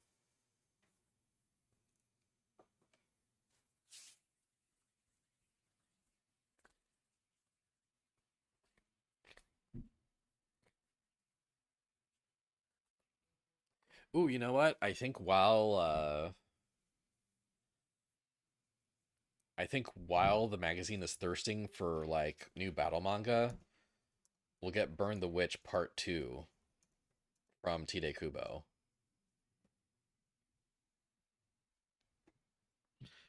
Um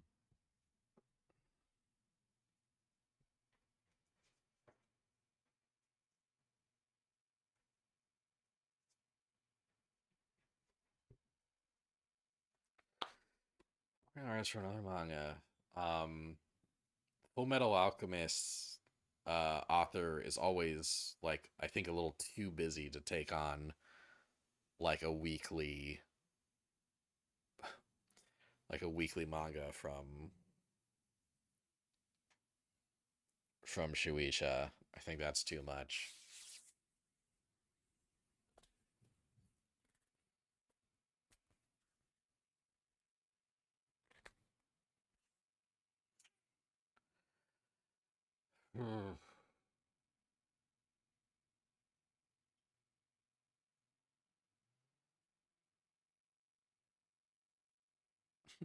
Almost said Kishimoto needs to do something. A moment of silence. Yeah, Kishimoto's. I think as long as Boruto's running, Kishimoto isn't gonna bust out anything new.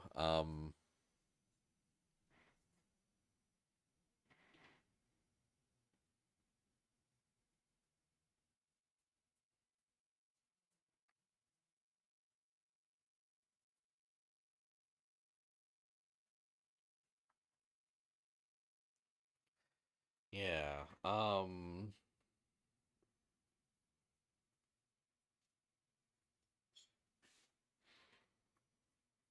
Yeah, he definitely won, especially after Samurai kind of tanked. You know, manga kind of tanking is um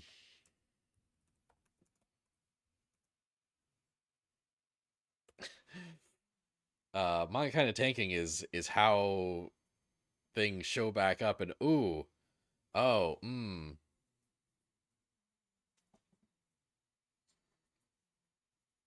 well, no, maybe not. I was gonna say the Oshinoko person might show up in in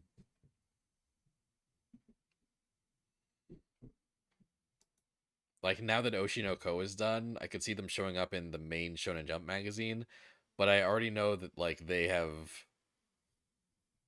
they've started a new series already. They started a new series already in a different magazine. So I'm going to assume that they're busy.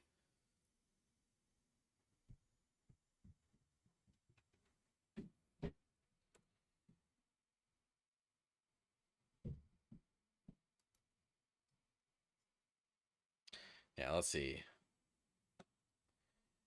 Uh yeah, Blue Lock's doing good, but it's still running. Spy Family is already. Yeah, Tokyo Revengers got poached.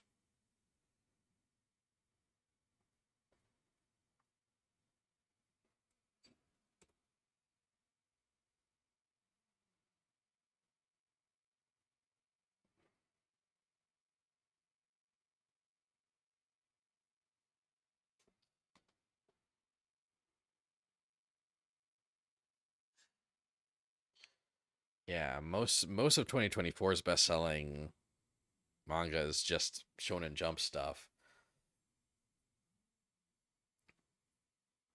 Apothecary Diaries sold really well. I think yeah, I think maybe I should give up on when's the Bobobo's author new manga? I feel like that person is semi-retired. I feel like that person is like 60 something years old and probably not making a new weekly series anytime soon.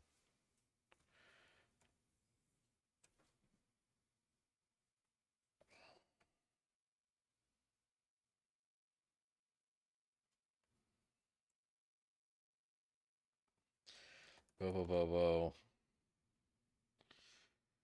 Bobo Bobo Bobo Bobo. Yeah, Yoshio Sawai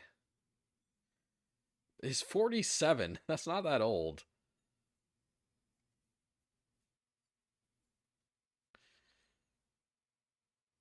Um it looks like he did a one shot for Shonen Jump in 2021. And we haven't really heard from him lately.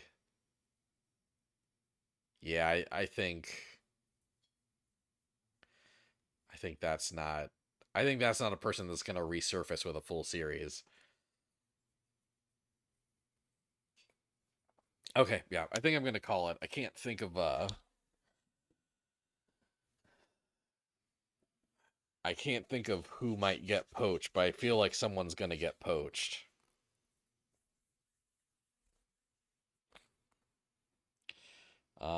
Okay, yeah. I'm done. I'm predicting. Done making predictions.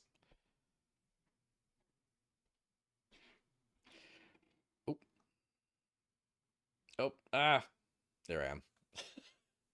Okay, well, there you have it. There's my 2024-2025 list. I feel like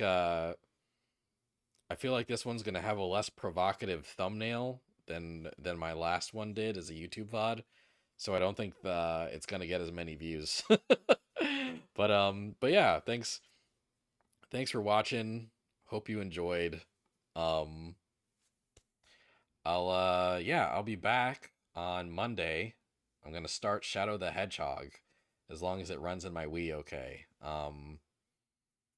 And and yeah, and then on Friday or Saturday, one of those I'm definitely playing Marvel Rivals. Um, yeah, the launch trailer for Marvel Rivals came out. It revealed several new characters, including who I know my main is going to be. Uh, so yeah, definitely playing Marvel Rivals next week. Um, and then the day that I don't play Marvel Rivals, maybe more Astrobot. I'm having a good time with Astrobot. I'm having a really good time with Astrobot. Excited for the 100% completion run on Shadow with every route and ending. Uh,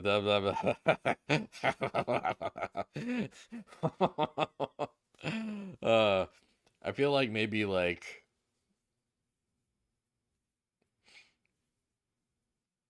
Astrobot is cute to be fun to see more. Okay, yeah, noted.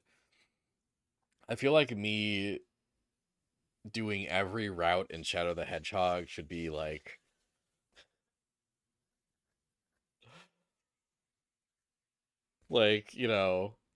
I feel like every 5 subs I get, I'll do another ending. which is, that's not happening. That's not happening. I feel like even if I was like every 1 sub I get, I'll get another ending in Shadow the Hedgehog. Good luck finding 13 other people to subscribe to me. uh yeah, no. Right now I'm not committing to more than one ending in Shadow the Hedgehog. We'll see how I feel after I get that ending.